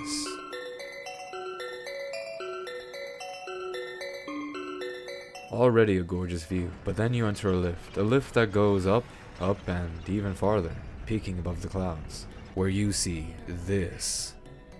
The Emerald Herald congratulates you on coming this far and gives you the Aged Feather, before saying just go to that castle right over there, informing you that the dragons will welcome you. The Aged Feather is just an infinite homeward bone, but it is a necessity for a quest line. That I will get out of the way now because the mood's a lot happier and I just don't know where else to put this. Earlier in Aldia's Keep, you could have come across this guy. Speak to him when human and he warns you to stay away, speak to him when hollow and he tells you to go kill some people. It appears he has two split personalities and his more humane side has chosen to lock himself away. Apparently at some point he was some great powerful wizard like Aldia, but after delving too deep into soul arts, he awakened something from deep within himself that would come out whenever he was asleep. A hateful personality that wants to kill as a display of true power. Now you could go and free him from this cage, but I mean, come on. I understand the don't you dare, that's a test. This scares even me. If for some baffling reason you decide to let him out, you will lose his quest line but unlock him as a vendor. The caveat? He begins invading your world constantly. I do not have footage of this because I don't want to deal with that. Also because his quest line is honestly pretty funny. He keeps telling you to go and kill people, right? And bring back items as proof of what you've done. Except you can get those items that prove your wrongdoings by just getting to know the people. First, he asks you to kill Laddersmith Gilligan to see your resolve on the whole killing thing. He'll ask you to return with a ladder miniature, something that surely nobody besides him would be stupid enough to carry on them. Love him so much, I bought them all. I even bought this ladder miniature. I can carry it around with me everywhere I go now. Then he asks you to get that chain helmet hood thing that Kale wears, because apparently the guy had passed by here earlier and looked at him like some sort of trapped animal. He's pretty salty about that whole exchange and wants you to go kill him, getting his cap as proof that you've done it, because who in their right mind would ever wear such a strange thing? By the way, you can only get this after beating the game, so Then he asks you for the Sunlight Staff, wielded by a dark mage you might have met earlier. You can get this staff by talking to the guy with 20 faith in it. Pretty chill dude, honestly. Then he asks you to get the Aged Feather, something only the Emerald Herald would have as a keepsake of her origins. Knowing she's dead will satiate his bloodlust and he will reward you greatly for helping him out. Man, this thing really meant that much to her? After doing all this, he becomes a merchant and gives us his spells, one of which being Unleashed Magic. Basically, it makes you go Super Saiyan, and makes your spells nuke everything at the cost of losing a lot of max health. Pretty cool, but you can only get this after beating the game, or at least being near the end of it, so you might not get to play with it much. Now with this out the way, back to the Dragon Place. So I don't know a better word for this than it's... You know, it's kind of like an overused word. Kind of only ever gets used ironically, you know? Whatever, it must be said. This place is epic. The view getting up here, all the dragons flying around, the constant windiness. Not to mention at this point, odds are you have some pretty insane shit going on, whatever your character is. While playing this game, I actually came across the problem of having more stat points than I knew what to do with. In Demon Souls I got to level 80, in Dark Souls 1, level 70. In this game I got to level 60, then 120, then 180. What am I supposed to do with these stats? So I said screw it, and after getting to 50 int I just put the rest into Faith, and then into Attunement, and then pretty much anything. I ended up using the money gun hexes a lot because their damage is nice and I had more souls than I knew what to do with. I'm pretty happy with this though. For once I felt overpowered just from stats alone. God damn does it feel good to be running around the place spamming these insane spells, miracles, and everything in between. Though funnily enough, magic never felt strictly better than using my own weapon. Also, the equipment I started amassing at this point was getting kind of insane. This was the point in the game when I started feeling, man, as they say, from rags to riches. That feeling's also helped by the fact that this is a cool ass area. All the enemies around are unique and extremely powerful. And once you get to the palace, everyone there is just like, welcome my liege. Seriously feeling great right now. Even Aldia congratulates us on how we've managed to keep going through such a rough place. And then he asks if this is an illusion we enjoy. Wait a second, I was— Peace grants men the illusion of love. Shackled by falsehoods, they yearn for love. Unaware of its grand illusion. All men trust fully the illusion of life. But is this so wrong? A construction of facade, and yet a world full of warmth and splendors. No, hello. Are you intent on shattering the yoke? Spoiling this wonderful falsehood? He asks how we feel about life and its grand illusion, if it's really so wrong to go along with it all. He asks us how we feel on that subject, and tells us his own story. He is Aldia. He tried to free himself from the chains of life but failed. Now he only awaits an answer. He tells us seek the throne, seek the light, the dark, and even what lies beyond. Well, that's one way to ruin the mood. Anyways, this place is pretty much just a bunch of dragon knights leading up to their master, a real deal dragon. Before speaking with him, I do recommend looking around the place a bit more. Here you can find an ancient wyvern egg, which you can steal and take to this guy. Doing so will unlock the Dragon Covenant. I totally didn't forget to do this and recorded this long after I beat the game. And besides the wyvern egg, there's not much else in the place. When we head up to the dragon, he speaks with us telepathically and gives us the Ashen Mist Heart. This allows us to enter the memories of ancient beings and experience their experiences from long, long ago. And so we do exactly that. With the King's Ring and the Ashen Mist Heart, nothing can halt our progression anymore. You might decide to go to the Throne of Want now. It has just come to my attention that I have not explained what the Throne of Want is, and I do not in the future, so I'm just gonna have to put this here. Might seem like this throne came out of nowhere, and it's sorta cause it did. The main goal for coming here was to find a cure to the curse, and it still is, but eventually on the lines people started saying, hey, you should probably sit on the throne if you want. You seem to be more than strong enough, and for some odd reason the last king didn't do it, so... Also, the reason the throne is so important is because it connects directly to the first flame, which allows anyone sitting in it to reignite the first flame, just like many of them in the past, or destroy it completely. This matters because by reigniting it, life continues as is, with all the kingdoms rising and falling.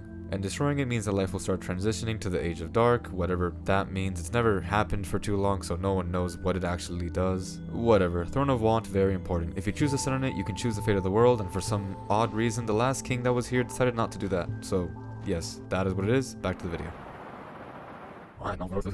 You might decide to go to the Throne of Want now.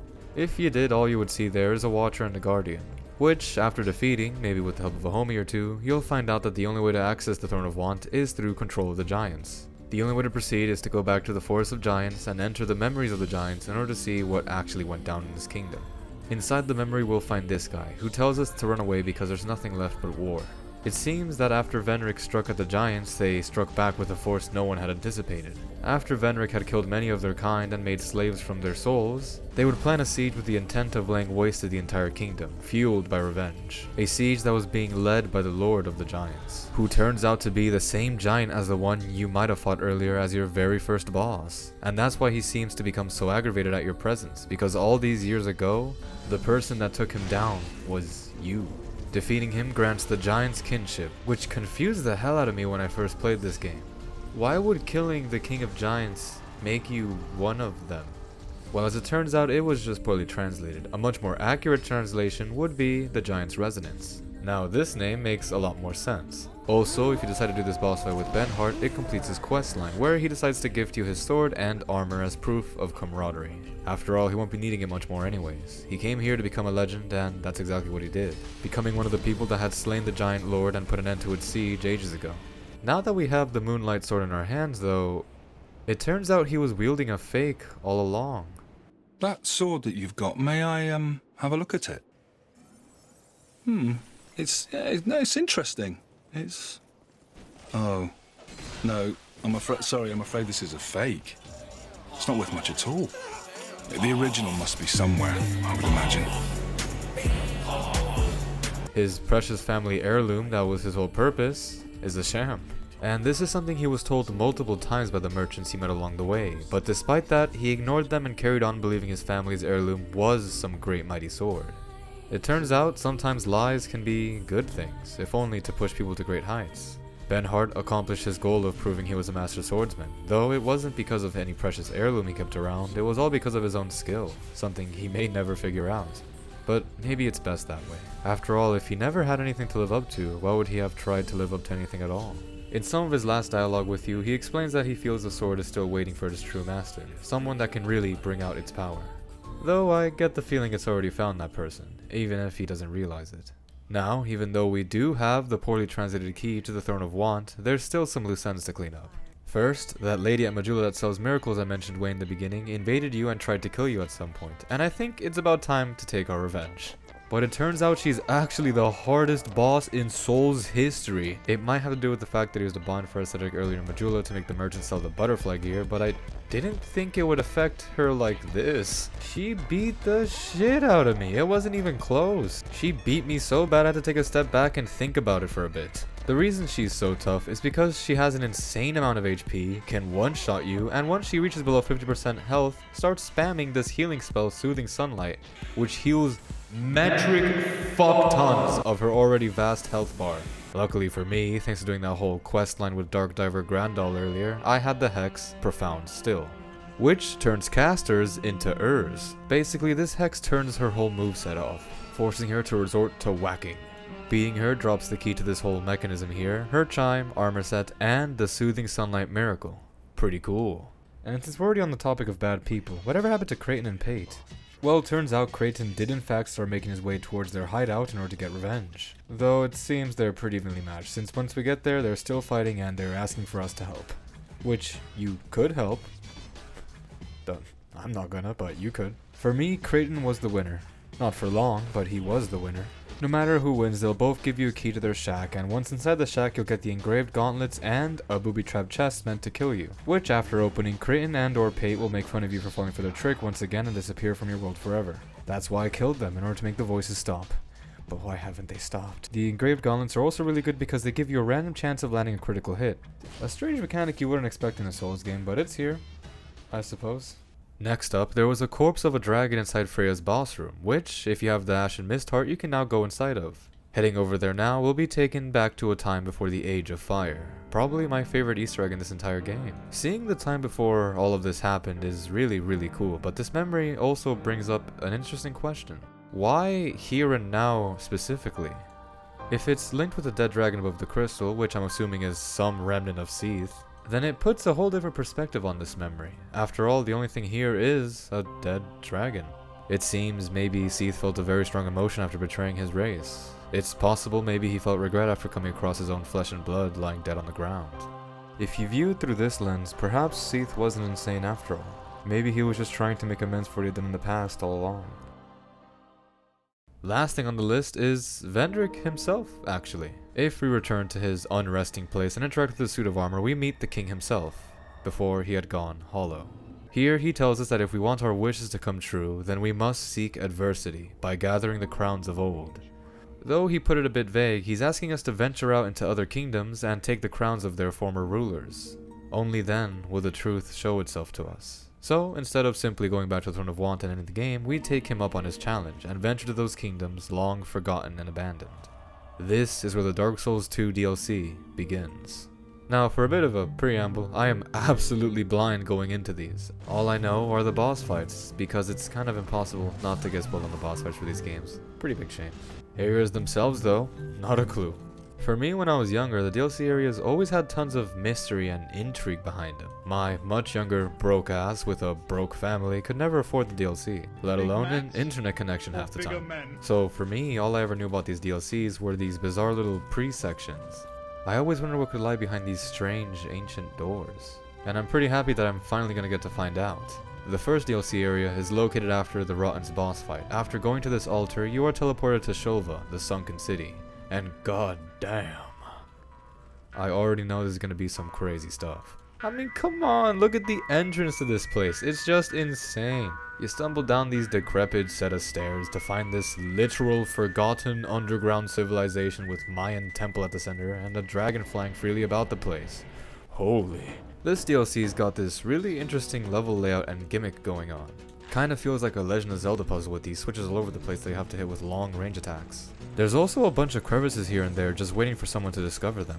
This DLC really gives the feeling of being some Indiana Jones type dude looking around for some treasure.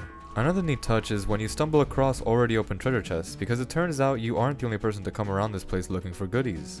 The whole place is sectioned off into 2, maybe 3 areas, the outside of the temple and the inside of the temple. The pacing of this DLC is absolutely amazing. Running around the outskirts of the town, going through infested houses, fending off old knights and hitting switches before finally getting to the temple itself, which you'll then have to scale going up, down and all around looking for a key just to get to its center. Which, once you do get to the center, it's probably my favorite part of the whole DLC. It's just something about that careful descent down all of this rubble and ruin. A mood strengthened by the humming that gets louder and louder as you reach lower and lower.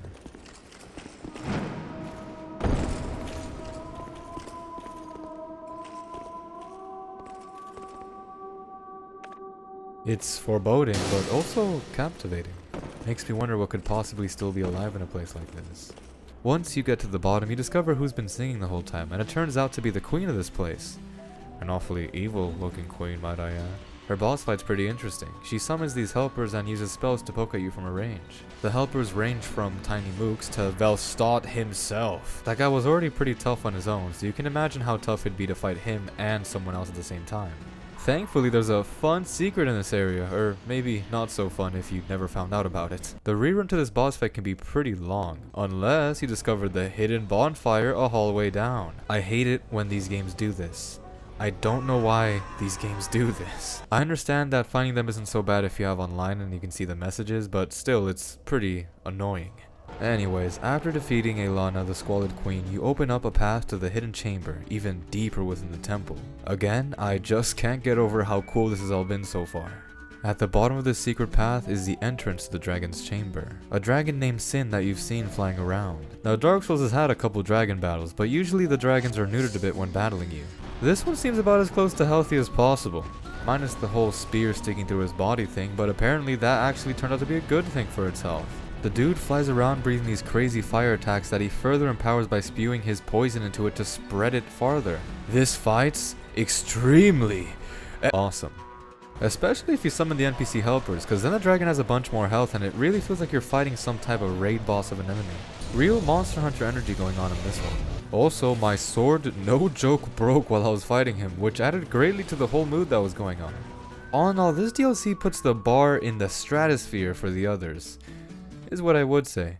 But I skipped a section of the DLC. So it turns out the devs wanted to make these multiplayer areas for the DLC, and this one area is just the Black Goat, but instead of poison, it's petrification, which I might surprisingly prefer, cause poison buildup is a lot harder to deal with than petrification buildup. And with the help of the AIs, it's really not that bad, but the boss at the end of it is really lame. It's pretty much a 1v3, unless you summon AI assistants, then it's a 3v3, except the enemy has boss level HP and is also considerably smarter than your allies. So all having them around does is make the battle even harder because of the added tankiness.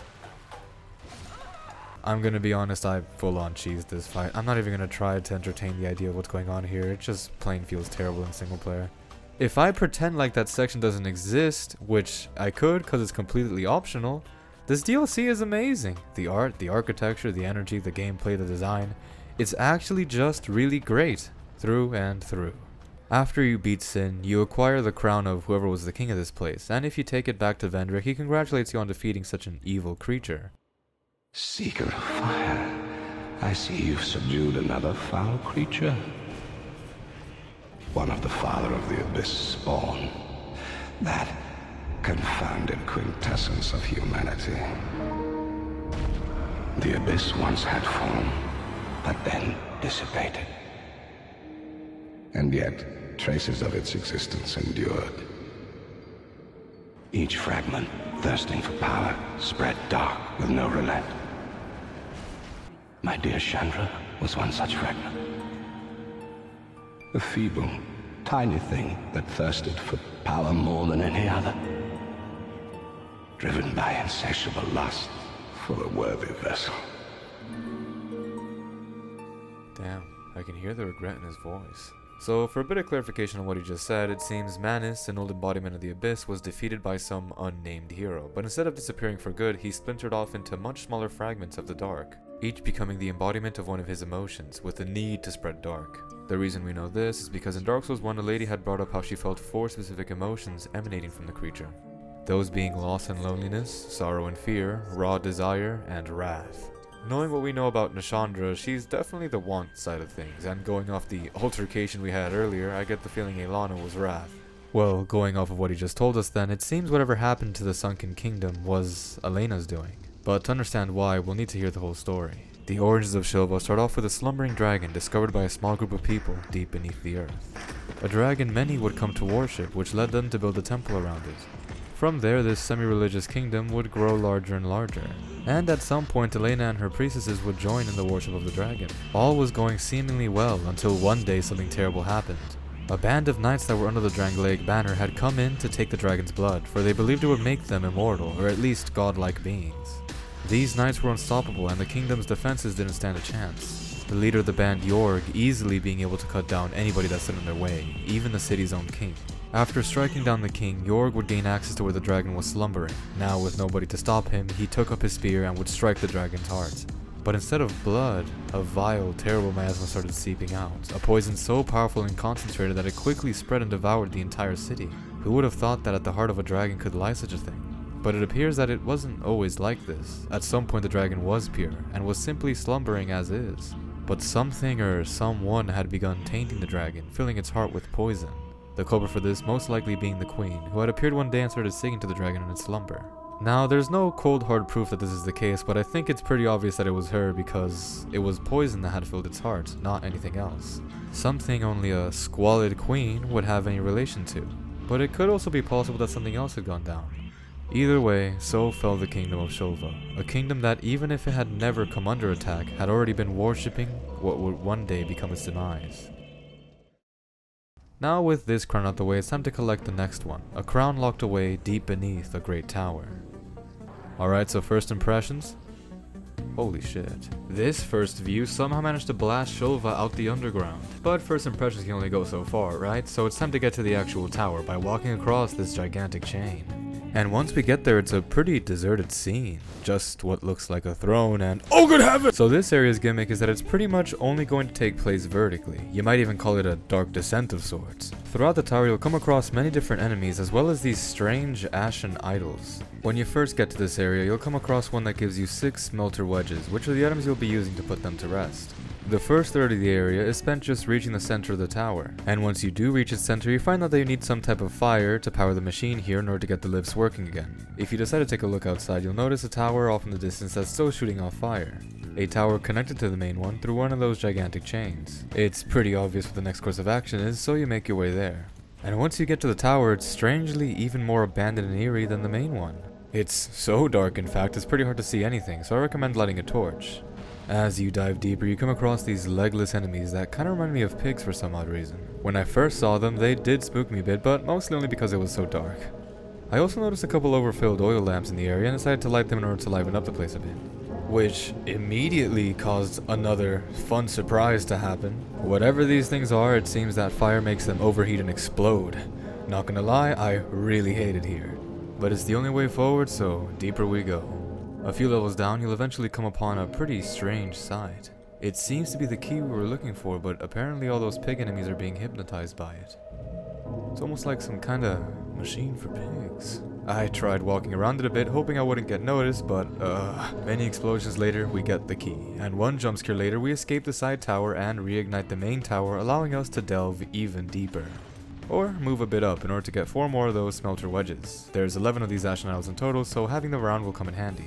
Especially once we reach the bottom of the tower and we notice that there's 4 of these idols all doing something. As to what they're doing, I don't know, and I didn't want to find out. Though I'm assuming it has something to do with what's hiding behind the fog wall, which after crossing has us face to face with the Fume Knight.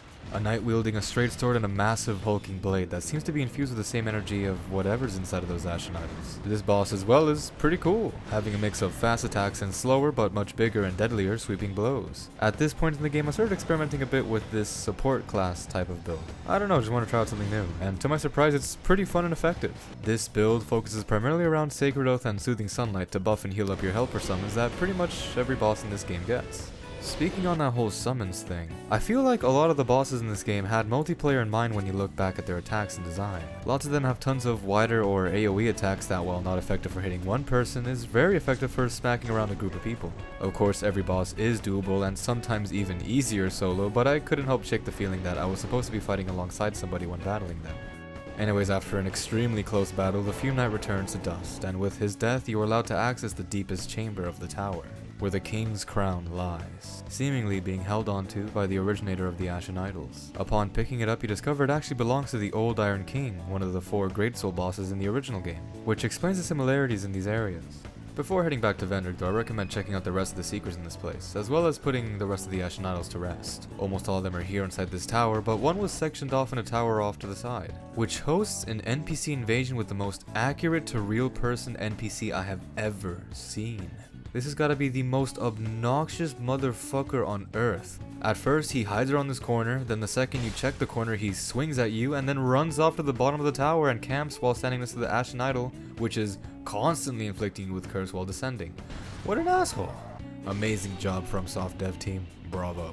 At the bottom of this tower also lies the majestic greatsword, a blade which seems to belong to Artorias. If you hold it in your left hand, you even gain a special moveset, and if you power stance them, you gain an extremely cool special moveset. Small problem.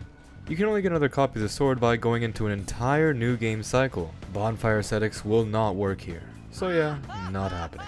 Besides that tower, there's another secret area you can go to, which is this DLC's multiplayer area. Yeah. It sucks, it's terrible, it brings down the whole DLC a notch, you know, all the usual stuff. I think the cherry on top is that at the end of it lies a reskin of a previous boss. Real cool, B-team. Nice idea. At least reward for doing it is absolutely nothing, so you could just pretend like it doesn't exist. Well, with all that said and done, one thing remains. Literally. We have only collected 10 smelter wedges, and there appear to be 11 Ashen Idols total, meaning we're still missing something. That's something residing all the way at the top of the tower, locked away after another pretty crazy NPC invasion. Here we'll find a set of armor that belongs to a man named Sir Alone, which is the man who had taught all those knights we saw in the Old Iron Keep how to fight. By using the Ashen Mist Heart, we can venture within this and enter the memory, a memory that's another multiplayer. When you walk into Sir Alone's boss room, you come face to face with one of the best bosses this game has to offer. The scenery, his design, his simple yet precise strikes, it's all amazing really. I'm especially a fan of how they made it so you only ever have enough time to get a single Estus flask off, but not a life gem, making it so for once you're limited on how many healing items you can use. Though odds are if you're getting hit in the first place, you're not going to make it very long in the boss fight. The fight against Sir Alone is spectacular, which is something I cannot say about the run leading up to him. This part, quite frankly, blows chunks, might I add. It's terrible. It's so terrible that it pretty much ruined any fun I was having fighting the boss. Because while the boss is really fun solo and I did want to take on the challenge, the fact that dying to him means I have to run through hell again, which by the way I only have about a 20% chance of getting through, meant I didn't really feel like going through it.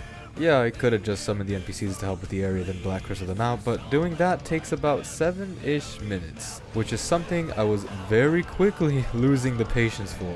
This section of the game bothered me so much, in fact, I entered full-on demon mode and started punching everything to death using the Vanquisher seal. The Vanquisher Seal is a Covenant item that makes it so your bare-handed attacks deal as much damage, if not more, than many weapons. You can even power chance your own fist with the ring equipped. In order to get, you gotta get 50 awesomes, which isn't that hard if you grind them, and you can grind them infinitely in this here area by doing this here method. I was drop kicking, I was slide kicking, I was uppercutting, I was doing 1-2s and then 1-2s and then 1-2s and then 1-2s and then 1-2s and then 1-2s. I didn't even know this game had combos in it. I even have hard knockdown into set play. By using demon mode, I easily smashed through the entire lead up to Sir Alone and then had an extremely fair and honest 1v2 with the man.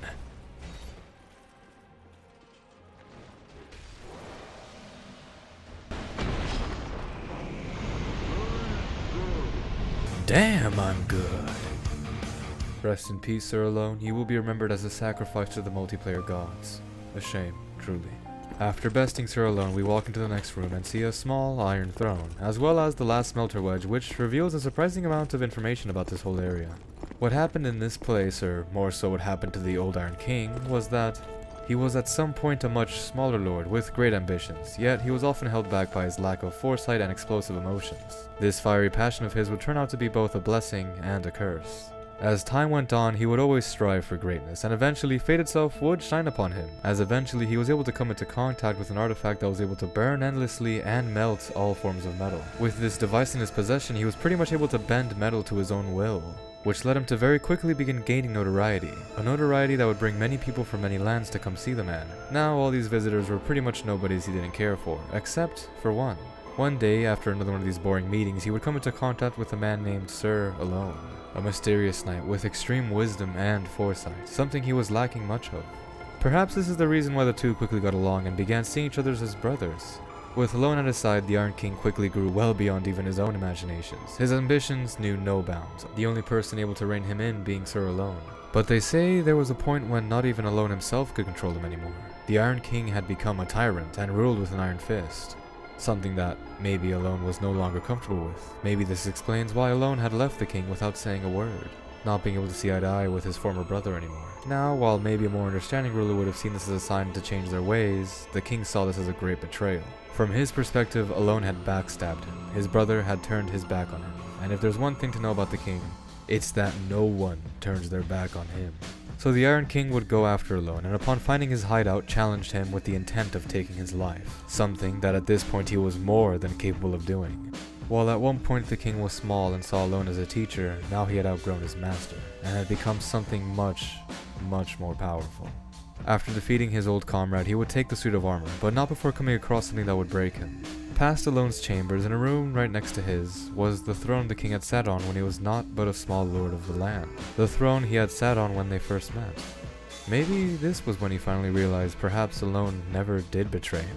Perhaps seeing the small throne again made him realize he had become something monstrous. No matter what happens from here, it's clear from the fact that this memory even exists that this event had a deep effect on the king.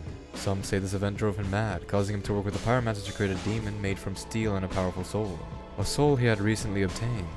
A soul used to create a demon that would strike down its own creator and cause the end of a kingdom, which maybe led the pyromancer that had caused all of this to eternally punish herself for what she had done. Though some others say that the king, feeling disgusted with what he had become, decided to leave his crown behind and throw himself into the lava that had begun flooding his own bloated, cancerous kingdom. No matter the events that transpired, what we do know is what came after it. Not long after his downfall, a queen would come looking for a king, only to find an abandoned tower, with nothing left but the ashes of a once great kingdom. Ironic, because this was the shard of Manus that was the embodiment of his loneliness. Losing her only purpose, she decided to stay here and would possess the ashes of the tower itself, defending relentlessly the remains of the kingdom she never had. So that explains the Ashen Idols, but what of the Fume Knight? Well, it turns out the Fume Knight was Vendrick's other hand, one that had been cut off by Velstad after he tried to start an uprising in order to remove the queen from the king's side, knowing she was causing all the troubles the kingdom was going through. Though sadly, despite fighting for his people, he had been defeated and excommunicated. After this event, he came up with a plan to prove to the world the queen was evil, so he started looking around for a place where another creature like Nishandra might lie. On his travels, he would hear stories of a king's old abandoned tower, which would take the lives of any who dare venture into it. After hearing that, he knew he had found his target. Being an extremely capable knight, he fought easily through the tower's defenses and ghosts, but upon reaching the bottom and seeing the queen, he had changed his mind. Instead of forcing her to leave this place, he decided to instead join her. Maybe that was because they both shared so much in common now. both lonely lost souls abandoned by their kings. After meeting Nadalia, they would join forces, Nadalia willingly becoming a part of his blade, giving him great strength and power, far beyond what he had first had.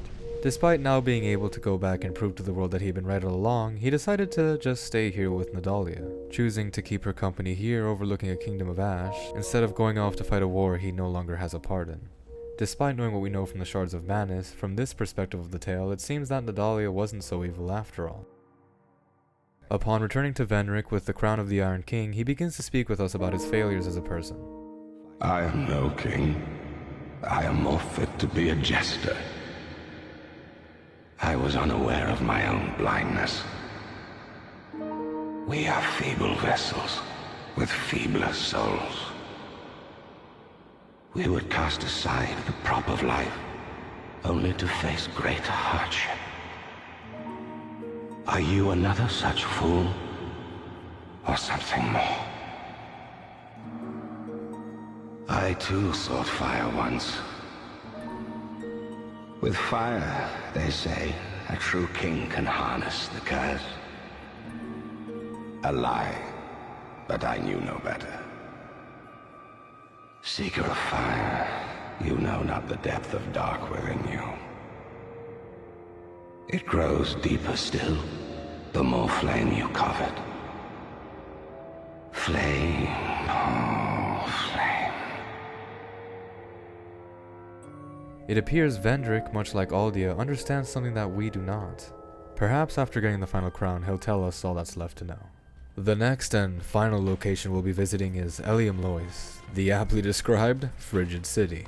Once we get there, there's this booming voice warning us to stay far, far away, since there is nothing left for anybody here. Turn back. The old chaos hungers still. Of course, I ignore this because, come on, you think a don't you dare stop me before. After walking in, we got two ways to go, left and right. I decided to go right, which was a good option, since if I had gone left I would have to fight an invisible snow tiger, which is the boss of this area. In order to get to see the thing, you gotta venture into the city itself to find a pair of eyes. The route to get to them is full of twists, turns, and a whole lot of dudes! It also has these ladies. I felt bad for killing them at first because they seemed to be docile, but I quickly realized I was terribly mistaken for feeling bad. The area has tons of chests and sections that are frozen over by ice, so it's clear that there's something you can do to melt it. I tried maybe lighting a torch, and fire attacks don't work either, so it probably has something to do with the blizzard that's going on. After venturing far enough into the city, we'll come across the skeleton that's holding the eyes of the priestess. Turn away and never look back. No one must ever find that which is sheltered in the Eliam Lois. Eyes that let us see unseen creatures. Most importantly, big snow tiger-shaped unseen creatures. This dead city has nothing to offer. Go back. Do not seek the old chaos, nor its Ava is a pretty easy boss for this late in the game. Its attacks are readable, but they hit hard. The only special thing it's capable of being this delayed homing missile attack. Just run around it. Trust me, just trust me on that one. After taming the tiger, we step into the King's Hall and find out the reason the place is so cold and isolated. Turns out Eliam Lois was purposefully built over the Old Chaos, an ancient evil that threatens to destroy the world. Apparently when the bed of chaos was slain, it didn't make the old chaos dissipate completely, and it just sort of regrew and festered for a couple ages. The lady here, who appears to be the queen, tells us that the king had dove into the thing trying to destroy it, which led many of his very loyal knights to go in after him. It's like lemmings with these people. She asks us if we can do her a favor and go down there to put his soul to rest. Something we're perfectly fine with doing, since if the king's down there, that means the crown's down there. And while you could go into it now, the queen lets us know that there are some knights around the city you could call upon to help you. So we decided to do exactly that. Now that we have the queen's trust, she decides to turn off the blizzard, allowing us to move about freely. Two of these knights are within the city area, which is a breeze to get to, but one lies far off in an isolated tower for whatever reason. I guess the dude was just a loner or something. The bridge to the place where he resides has been cut, so you're forced to go across the ground floor. A floor with bone wheel rabbits that work exactly how you think they do, and are capable of the same things. It's also got these ranged mages you might have seen in the Dark Liquor quest line, and the actual most obnoxiously programmed AI in existence. This man's sole purpose is to troll you. I'm really surprised they never decided to bring back this thing about crafty or strange invaders. Makes them feel sort of like mini-bosses. Shame the mechanic got dropped here.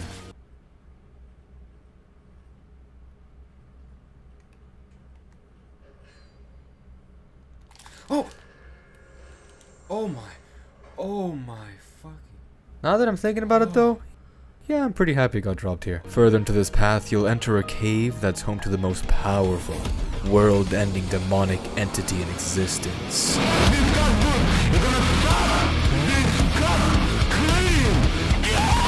Then after that, you'll also come across this cool section where the soul-powered golems from Dranglea Castle are enemies. And they work the same way, except this time they'll actually become problems instead of help you out. Listen, I don't know why for this section they went full blast with the creativity. It's not even like they haven't been creative up until now, it's just that this part has an oddly high amount of variety going on. Anyways, after opening the gates, the guy bails immediately, meaning you finally freed all of them and can go face to face with the boss. Though I do recommend that if you do want to do the Queen's quest line, you use this time to grind it out, because she wants you to go down there to free the souls of Loist Knights themselves. But I guess to show that, I do have to show what it looks like in the area below. After passing the fog wall, you fall for what feels like an eternity before coming out the other end, bearing witness to the old chaos. This battle area looks incredible. The way this fight works is that you'll need to work together with the knights you saved and maybe some helpers to kill off and seal the portal spewing off the infinite amount of charred knights. And after closing all of them, a large portal appears, which we'll get to later, because right now it's grinding time. Getting Loy's souls is pretty obnoxious. It's some straight up Asian farming MMO type shit. Behind this voiceover I'll probably just put up what one of the runs looks like, and you'll notice the zero amount of effort I'm putting into it. I used the soul vessel to reallocate my stats just to make it harder to die here so I could just completely shut my brain off. I even went out of my way to get every single item discovering boosting thing that I could possibly use, and even with all that, I had to do this at least 80 times! I, no joke, think I spent 4 hours doing this. You might be wondering how I have the patience to sit in a chair and grind away at something so tedious, but you see the trick for me is that it's something I've been doing for all the hours of the day, 7 days of the week, 30 days of the month. Grinding Loy's souls is child's play, but it's still pretty annoying, especially when they keep dropping their fucking armor sets. It's a shame too, because while the old chaos is great and its atmosphere is really well done, dropping to the pits of hell and hearing the screams of the anguish gets pretty repetitive after the 20th time. You might think that after getting the 50th soul, I would reward myself by being allowed to fight the boss. But no, I'm a freak of nature.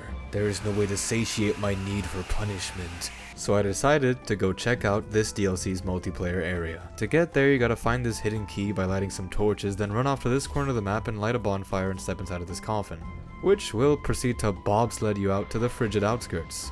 Welcome to the real hell. Now this area is the actual most notorious area in Dark Souls 2, and going through it, I can see why. The gimmick is there's this crazy blinding blizzard that only lets up for a couple of seconds every couple of seconds. Just in case that wasn't annoying enough, the whole time while running through the place, there's these reindeers that will spawn infinitely, charging at you with the most ludicrously active attack I've ever seen in a Souls game. Usually these dash type attacks have their damage loaded into the actual swing part of them. But no, if it dinks you, you get fucking imploded. Luckily, thanks to it being the multiplayer area, you get a couple NPC summons to help distract them.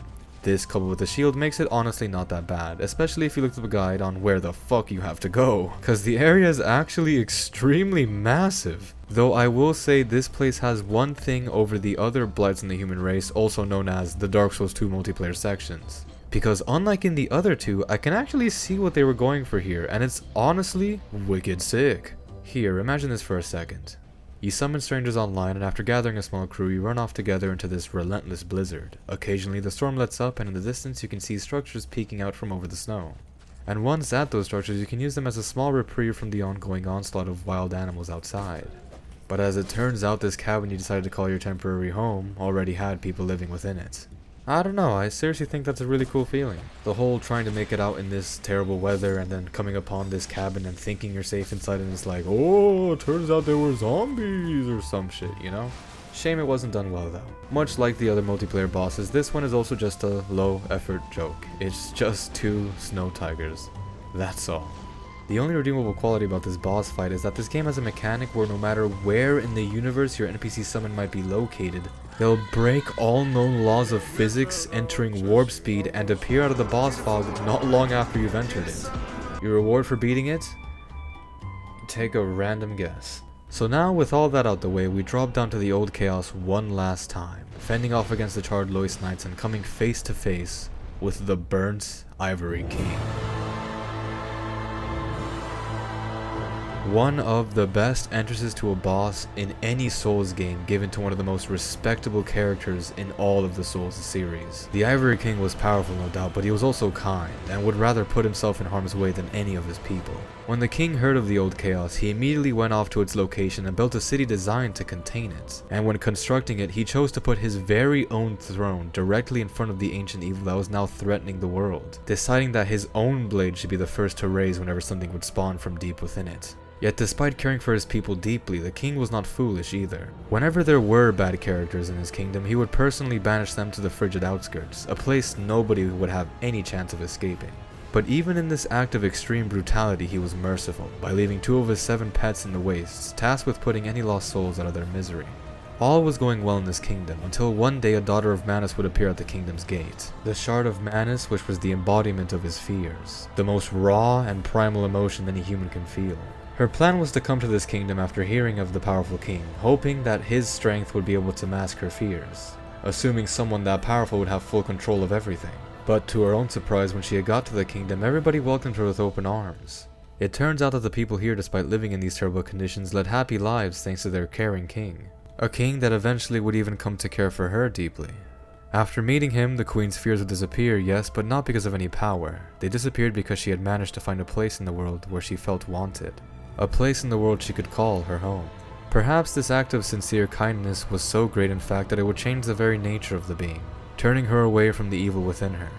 Despite the Ivory King now facing off against 2 ancient evils, he never faltered, not even once. But as they say, Almighty must one day fall.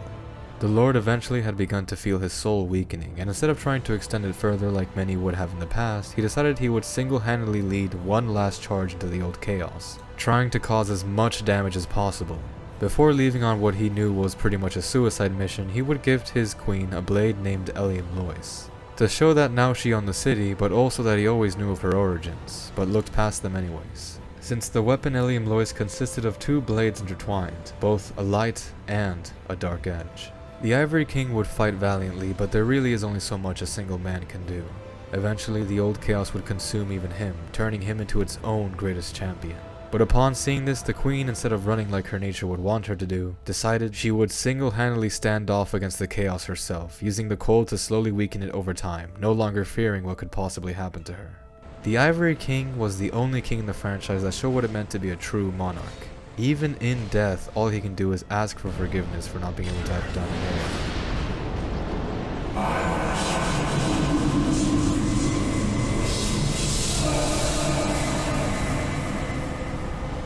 He had the will of a true monarch and would do everything in his power not just for his own people, but for all of humanity. Upon putting his soul to rest, we acquire the final crown and meet with King Vendrick. Dark was seen as a curse. Shadow is not cast, but born of fire.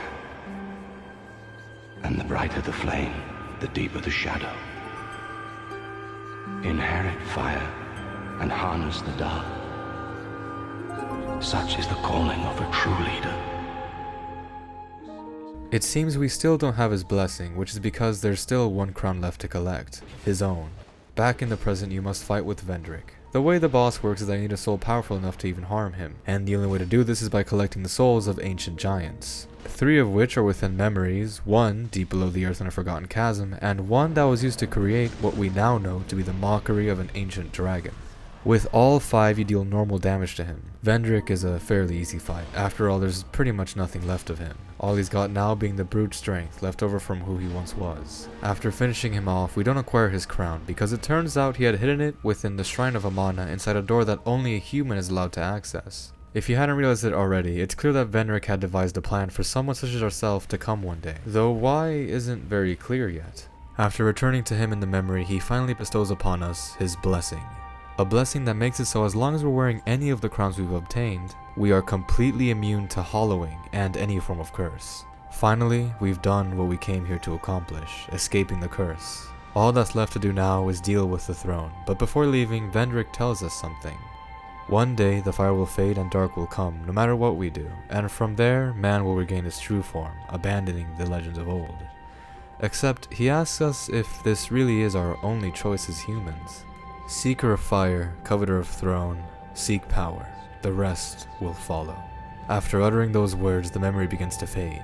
And with thoughts on those words heavy in our head, we make it over to the Throne of Want, where Nashandra is waiting for us. At this point, she is a complete pushover. We have become way stronger than she ever imagined. So strong, in fact, I don't even have to fight her. If she was so weak, then why did Vendrick never put an end to her himself? Perhaps he really did love her, despite knowing she only ever used him.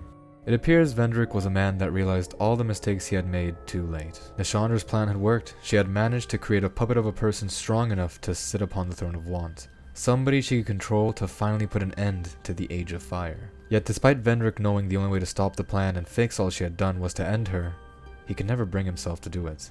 So instead of giving her what she wanted, he just ran away, putting his things where only a human like himself could reach them. And he would let himself hollow in a place where no dark creature could trespass without coming to rest. Vendrick, for being as powerful as he was a flawed man. And it appears he realized that.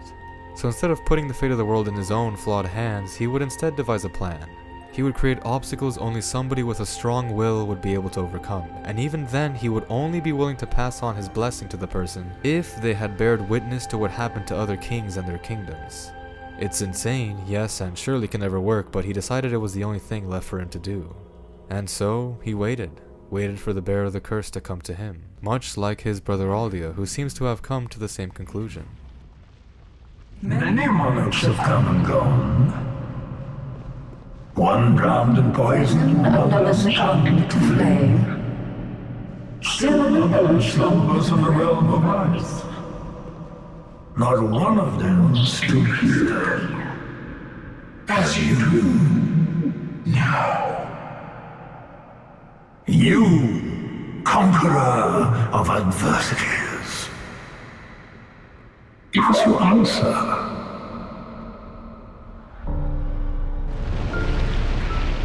Aldea appears once again, but only as the final challenge for the bearer of the curse. A test of will. Aldea is immortal, you cannot destroy him. He only wishes to see if you're willing to fight a battle that's unwinnable. And even after understanding that you are completely willing, he tests you one last time, wanting to see if you've realized what it means to be a true monarch. Aldea lost everything, but remained here patiently waiting on your response. The Throne of Want will surely accept you, but the question still remains. What do you want truly? Light, dark, or perhaps something else entirely?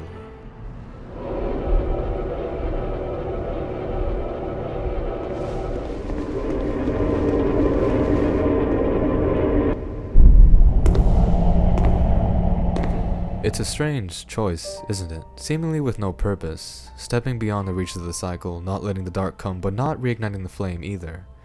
But if you've pieced together what Vendrick, Aldea, and some others spoke of, I think you'll understand. Life is brilliant, beautiful, it enchants us to the point of obsession. Some are true to their purpose, though they are but shells, flesh and mind. Beings able to perceive life and all it has to offer. Some men lose their own bodies, but linger on as a head. Ghosts of the past who will guide many who come after. Others chase the charms of love, however elusive, sacrificing everything tirelessly for something that will never last.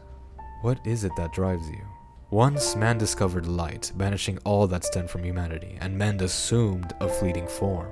But before light there was not dark. No, there was nothing. Without light there would be no dark. Shadows do not simply exist, but are born from fire. These are the roots of our world. Men are props on the stage of life, and no matter how tender, how exquisite, a lie will remain a lie.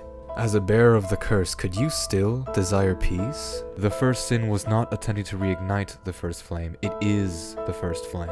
It had broken the rules of reality, and from this would begin the Age of Light, an age cursed to end from its own inception. The only way to atone for such a grave sin being an eventual death and return to how things ought to be. Yet despite this being the case, people will fight and be willing to sacrifice anything just to protect this idea of the self. Some lie to themselves, or perhaps are too foolish to realize the meaninglessness of their struggle, but is this really so wrong? Life is a facade, an illusion, yet it's filled with warmth and resplendence. Would you really be so willing to spoil such a wonderful falsehood? There is no path beyond the scope of light, beyond the scope of dark. What could possibly await us? And yet, we seek it insatiably. Such is our fate as human beings, cursed at birth for breaking the laws of the world with the need to find a meaning. But is it not this curse that drives us to carry on, even with a hopeless existence? If that's the case, then perhaps we've been calling it the wrong thing all along. So concludes Dark Souls 2, a more human tale than any in the franchise. Yet, one question still lingers. Is a world born from fire not one day fated for ash? Yes, indeed. It is called Lothric, where the transitory lands of the Lords of Cinder converge.